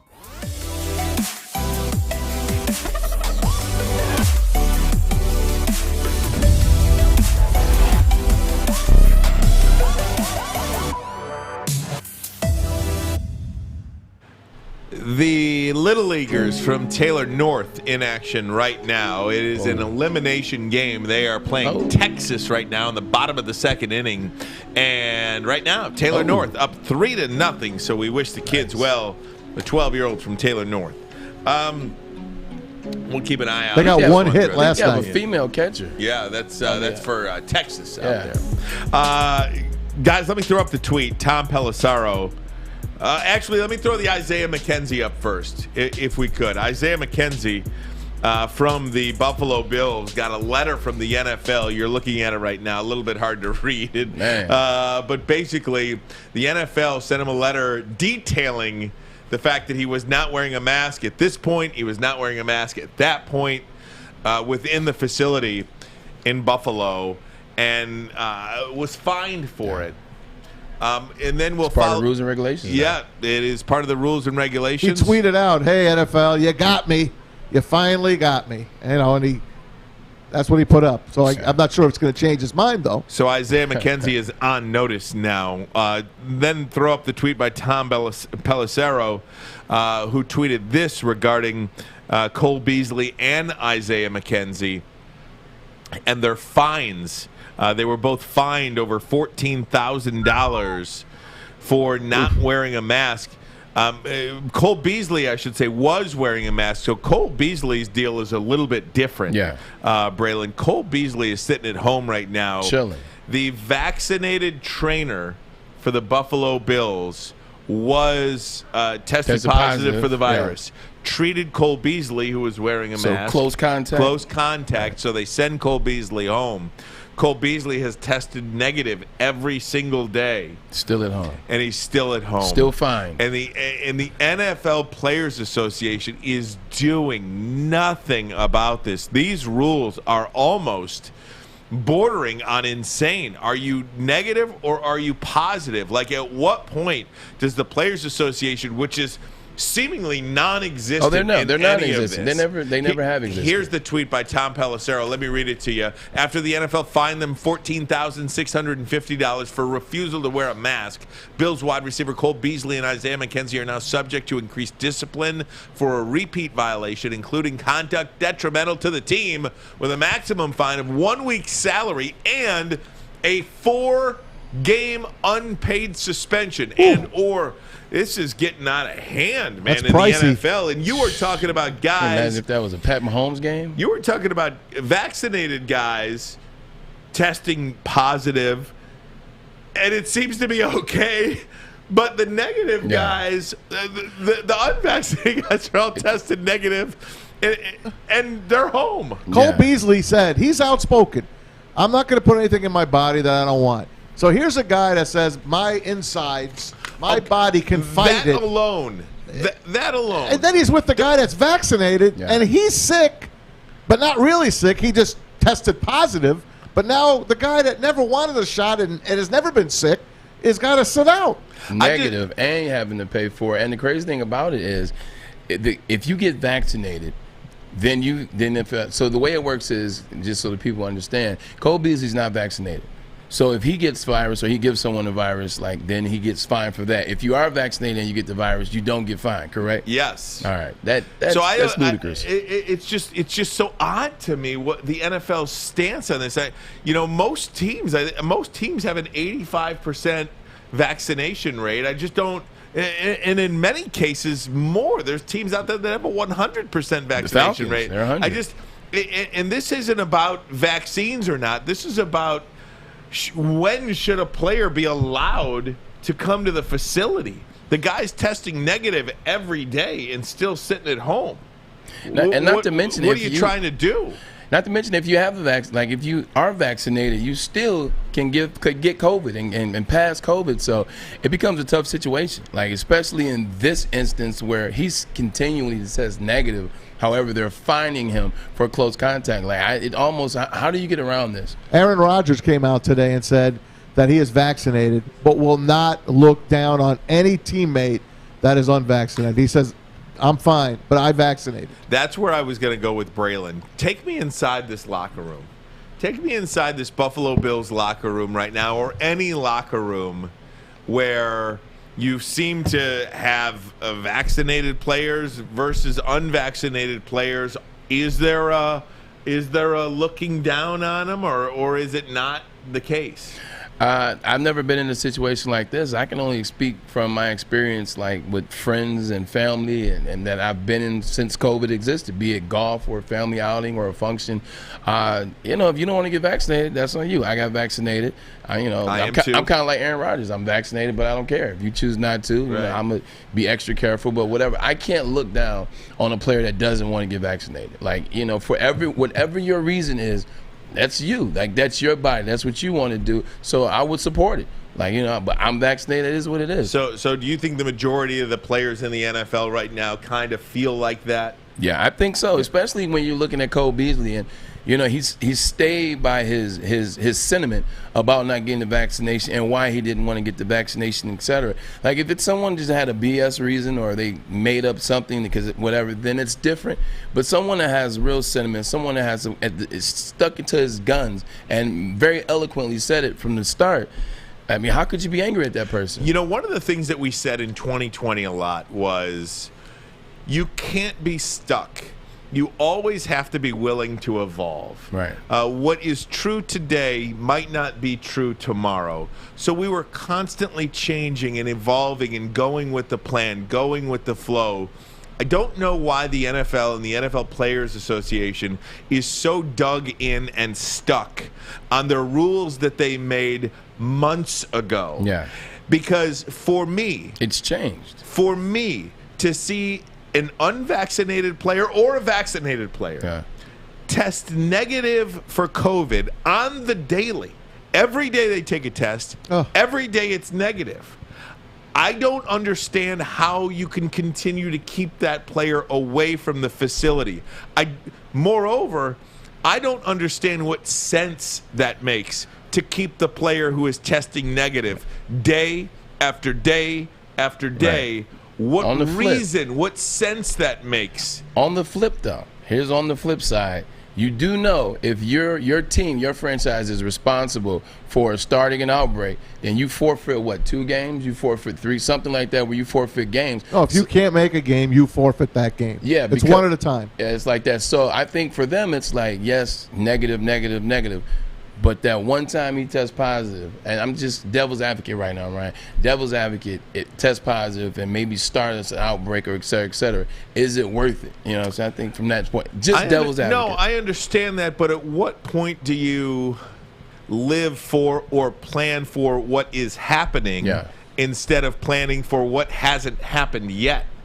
You know, I don't know how many days in a row Cole Beasley has to test negative, or Isaiah McKenzie. I don't know how many days in a row they have to test negative before they're like, okay, you can come back. Yeah. You know, I mean, is it 5 days? Is it 20 days? Is it how long? They're getting tested every day. Do we know the percentage of the NFL right now that is vaccinated? I don't know that number. Do you think it's 60%? No, I think it's way more than that. Really? 80, 85? I think most NFL teams, if not all of them, have a greater than 80% vaccination rate. And that's because most of the players did it just so they can not have to be tested every day and to be able to come and go as they please. Because the NFLPA that signed that agreement a month ago, we look back at it and we're like, how could they do this to their players if most of the players didn't want to do this? So then we went into it. It's mostly because of the young players that they have under contract for 3 years or less that are making the league minimum. Let's say they're making $400,000, which is pretty damn good money if you ask me, but not to them. So they don't want to have to take the chance to hold out. So this is why the NFLPA can't help guys like Cole Beasley. Yeah, I mean, if you're on the back end of the roster too, let's say you're fighting for a job. And you're an unvaccinated player versus a vaccinated player, and you're neck and neck with somebody, that could tip the scale as well, whether or not the player is vaccinated. You know, if you're looking for a practice squad job in the NFL, I mean, those jobs are good. I mean, they pay, $80,000-$100,000 a year for 16 weeks. I mean, that's pretty good. That's a pretty good chunk. That's darn good money. Yeah. And even if you're making big money, like think of it about from this standpoint. Let's say you're a player that's been making some, significant money for like the past 6, 7, 8 years, Maz Ryan. You've become accustomed to a certain type of life, correct? But you've made good money. Let's say you make $12 million a year. You're accustomed to a certain lifestyle. If you say, hey, you know what, I'll sit out, I don't want to play, and you stall out, now you got to start dipping into to savings to pay for other things, and you see that money start to dwindle when you're not getting a paycheck. So even if you're making good money, it still is something you can't sit out, Yeah, no, I definitely agree with you, Braylon, on that. And I just seems like the NFL is stuck now and dug in, whereas last year we always talked about how you cannot be stuck. You always have to evolve. What's true today may not be true tomorrow. And I think if you're testing negative every day, I think that's something you might want to look at and get these guys back in the facility and focus on football. Okay, guys, going to take a break. When we come back, the funniest tweet I've ever seen by a Major League Baseball team was levied last night. And we will show that tweet to you as well. Plus, Miguel Cabrera, how about this? I don't know if it's a shock to anybody, but news on how long he will play baseball for the Detroit Tigers and in Major League Baseball. We'll have that for you next 30 seconds from now. Armani and Edwards with Maz. This is the Bottom Line Woodward Sports Network.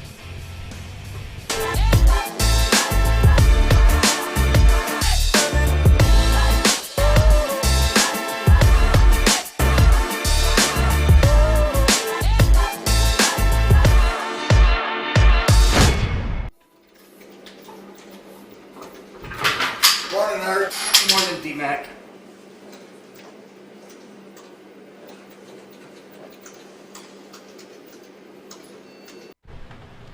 The Woodward Sports Friday Night Clash is here. Every Friday, we will broadcast one of the best high school football games in the state on Woodward Sports Facebook, YouTube, and Twitter at 9 o'clock. Woodward Sports and the Prep Friday Night Clash. Facebook, Twitter, we've got it all. This week's matchup, Oak Park at Orchard Lake St. Mary's. Are you kidding me? Those red uniforms? That's not far from my house, Orchard man. Lake St. Mary's. I miss Friday night high school football. Oh, man, it's oh so my good. God. The smell of So popcorn good. and hot dogs and cheerleaders just cheering. It was fun. I mean, we got the first 6 weeks on the schedule here, too. I mean, Southfield A&T at Birmingham Groves. Next week, Lakeland and Walled Lake Western, week 3. How about a Macomb County matchup there in the MAC? Check that the out. MAC Red, Eastside Macomb, game. Dakota, and Chippewa Valley. Get Woo. about $8,000 Those there. are two behemoths. West Bloomfield at Lake Orion. I wonder how West Bloomfield is going to be this year without Ron Bellamy. My senior year in high school, I made the dream team, all-state dream team. Of course you did. There was a running back, and I still remember his name. Never played against him, but he made it too, from Chippewa Valley North. Chris Lemazny, 2,800 yards and 40 touchdowns in 1 year. I was looking at those stats. Where'd he go? Where'd he end up? Nowhere. Dang, how does that happen? Hey, there's a Michigan player this year, and I forgot his full name, but his first name is Mazzy, by the way. Oh, Mazzy. And then week 6, how about Brother Rice and Orchard I'm sorry, Lake call you St. Mazzy. Mary's? Wow. All right. A lot of those games are by my house, man. You might have to come out to the west side. I know. I got a nephew at De La Salle, freshman, but That's Bishop Gallagher's rival. Yeah, you'll be checking that out. My daughter and her friends, they kind of got their eye on little Robbie Armani. That's good. Hey, he's a good-looking kid, man. Arranged marriages, man. Good-looking kid. This is how I knew that they had their eye on him. I'm talking one day, and Kathy is talking to someone. I'm saying, "Oh yeah, I can't wait. We're gonna do our new show." Got Braylon Edwards. They heard Ryan Armani, and they went, "Armani, is he related to Robbie Armani?" Not you. They didn't care about you that you're on Fox 2 every morning. No. They didn't care. Robbie Armani? Oh, and then all the girls started to giggle.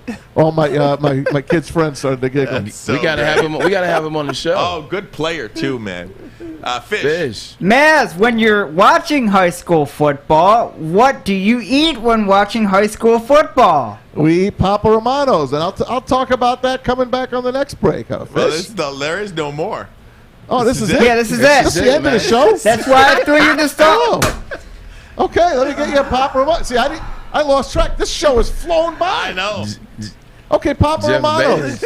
Pop up that graphic there, Pop Alex. it up. Listen to us. Just checking on the fly. Papa Romano's handcraft pizzas.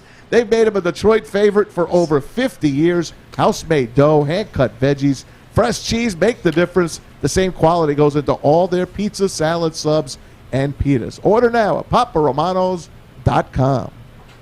There you go. I tried, setup, Alex. Fish. That's great. Nice setup, Fish. Hey, guys, quickly, couple of things. First, Miguel Cabrera said in an ESPN interview yesterday that he was going to play 2 more years, and that is it. That coincides with his Tigers contract, $64 million, 32 next year, 32 the year after that. And that sounds about right. Not bad. I don't think anybody expected him to leave baseball before collecting all that money. I want him to wait for Verlander to come back. Yeah, exactly. And maybe that's coming either next year or the year down the road. But when you, and again, Braylon, you could speak to this more than anybody here, obviously. When you know your body's done, it's done, right? Yeah, you do. You know, and it's painful mentally because, you know, you still think you can do the things that you once did. And then for me, it wasn't necessarily aging. It was about some knee surgeries. I had a bad knee surgery and when I was with San Fran, and it just hindered me. And in training camp in 2013, when I was with the Jets, I had gone back, went to training camp, and I just couldn't do the things that I wanted to anymore. Like, I knew how to do it. Like, my mind still was sharp. I still could get there. But I couldn't do it the way in which made me 16 touchdowns in one season, you know, and the AFC back-to-back championship games, the things that you saw, like jumping over players and just outrunning guys. Like, I couldn't do, like, I still could do it at a level that would be fine. Like, I still would have been able to play a couple years or play for some more teams and, you know, make some more money. but I knew I wasn't exactly what I wanted to be or what I should have been. So it's a tough decision to make, but you got to be honest with yourself. Your body will let you know, and if you trust, you and your body should trust each other. And I trust my body, and I gave it a rest. Miggy knows, man. Yeah. And you know what? 3,000 can't come quick enough for him right now. And what is he, 45 shy right now? 43 shy. Wait, no, 43. 43 with 34 games to go. Yeah. They start a 7-game homestand tomorrow. The Jays are in. They play one with Minnesota. Then they play the A's after that. You know, I'm hoping that he can pull this off this year because, you know, you don't know what's going to happen in the offseason. You don't know how his body's going to react going into this. I want to see him get it. I'd love to see him get it this year. And I know it's pushing it, but, you know, I keep my fingers crossed for the guy.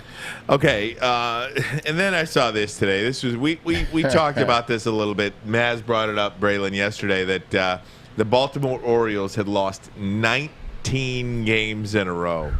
That's a lot of losing, man. Top since, what, Kansas City in 2005? Yeah, that's a lot of losing. How many Kansas City lose in 2005? A lot, but they won the World Series, so it's all house money. They lose over 20 games? Yes. That's a lot of L's. Yes. 21? Something like that. Yeah. That's a lot of L's, man. The Tigers back in the 80s lost 19, 20 in a row as well. Wow, that's a lot of losing. I just wonder what some of those phone calls are like from, like, family and, like, friends, like, dang, y'all lost again? What's wrong with y'all? Y'all suck. Can't you run into one? You got to go home to your wife, and she's like... They ran into one last night. Yeah, and they did. They got to win last night. The Baltimore Orioles got to win last night. This was it. We won. And then here's the tweet that really got me going. The Baltimore Orioles official Twitter account says, the Baltimore Orioles are tied for the most wins in baseball since August 25th. That was yesterday. Is that not the funniest team-related tweet you've seen in a long time? Great. It was great. And when I only had one as good. That was amazing. When I said this to you guys, do these Twitter people for the teams have to clear something funny like that? Do you think they have to get clearance from anybody before they tweet that stuff? I think they've loosened it. Last week when the Tigers blew that 7-run lead in the 6th inning to the Angels, remember they came back and lost? At the end of the game, the Tigers the Tigers themselves, the social media department puts it out. We don't want to talk about it. I thought that was really cool. By the way, Orioles 8, Angels 1 in the 9th today. Oh, man. So to go for 2 in a row, Shohei got the only run for the Angels, his 41st. I don't think they have to clear it because I think, they're following this trending wave of letting your social department run itself. Like they're trusting their social people. They do background checks. They know everybody's like, hey, we know what to expect from you. I know what to expect, and vice versa. And they're letting people have fun. Like I saw this tweet 2 years ago or 1 year ago with your favorite name, the Washington football team. Oh, man, WFT, baby, football team. Would you stop it? When they came up with the Washington football team and they said that was going to be the name for right then, LeBron tweeted at them and said, that's the laziest thing I've ever seen, or that's the laziest name I've ever heard. And then the Washington football team tweeted right back, and this is an official Twitter, your son's name is LeBron Jr. Your son's little name is Bronny. Junior. So I thought that was funny. You see, I think it's like a corporation, organization. Everybody's doing it. You see, when Wendy's and McDonald's were going at it on Twitter about 2-3 years ago, like the beef battle, like what about the chicken sandwich battle? Oh yeah, the chicken sandwich, Chick-fil-A and Popeyes. I think you're right, Braylon, because what's the point in hiring these social media people who are really good at what they do if you're going to handcuff them? The NHL hired an 18-year-old kid to run their official social media. The NHL. Cook a kid in Toronto. He's 18 years old. You're the boss. He's the boss of the NHL social media campaign. You want to stay ahead of the curve, impressive, and man. You want to stay ahead of the curve, and all that's his kids. I remember when I first got Twitter in 2009, my cousin was running my Twitter because it's a kid's thing. You stay young, you stay creative, stay acting. My cousin was still in high school, and he was running my Twitter for me. Unbelievable. He was in college. He was a freshman in college. Unbelievable. Guys, this has been absolutely fun today. Jay Bilas was on with us. We got another video. What's the video? What do you want? You ready for this one, Alex? This is, to me, the video of the day. Last night, Angels playing the Orioles. Joe Adell is the right I fielder. love Joe Adell. Joe Adell, he hit the grand slam against the Tigers, by the way, last week. Nonetheless, he throws a ball in the stands. He knocks the soda out of the kid's hand, and he comes back and gives him a bat. How great is that? So not only does he throw a ball in the stands, the kid, it hits his soda, knocks it out. The guy feels bad. He goes to the dugout, and look, he comes back with a bat. Visiting player, and then too. takes a picture with the kid. And he signed it. He signed it. Like, it's funny, man. You say Fan for football life. is your number one. Yeah. I think you're lying. Because you get super excited when we talk about what sport? Baseball. I think baseball is your number one. I do love it. I think baseball is your number one. So romantic. I think baseball is 1-1A. You got it, man. You're right, man. You know me. I see. I'm getting there, man. I'm getting there. That's Joe Adell just doing it so he could be, help the fans in Baltimore who That's are awesome. struggling in 19 in a row. Guys, this is great. Jay Bilas was on with us. Amazing. Please tell your friends about us. I mean, we're having a really great time here at Woodward Sports. Braylon, Maz, and I, and of course, earlier in the day, you've got Darren McCarty and Joik Bell and Neil Rule. Those guys are live from 11 to 1. And then energy. Up live afterwards. The morning show kicks you off with the great Adam Baydoun. Maz, I know you love that morning show, Juicy Jeff. You know I do, and I love my man. Kennedy. He's the chic of the spread, Adam Baydoun. Kennedy's just keeping these guys in line. is. We're having a lot of fun here. We're just getting started here at Woodward Sports, so we really appreciate all of you, and we appreciate all of you along for the ride. Again, tell your friends about us on YouTube at Woodward Sports, on Twitter at YouTube Sports. Download that free app. Watch us. Come support us. I can't say it any better myself. For the great Braylon Edwards, Tom Mazaway, Fish, Alex Mayer, everybody here, this is Woodward Sports, the bottom line. 0-8 with a 7.92 earned run average. As Ohtani lifts a high drive to right field, Santander back watching, and it's gone. Number 41 for Major League Baseball's home run leader, 1-0 Hail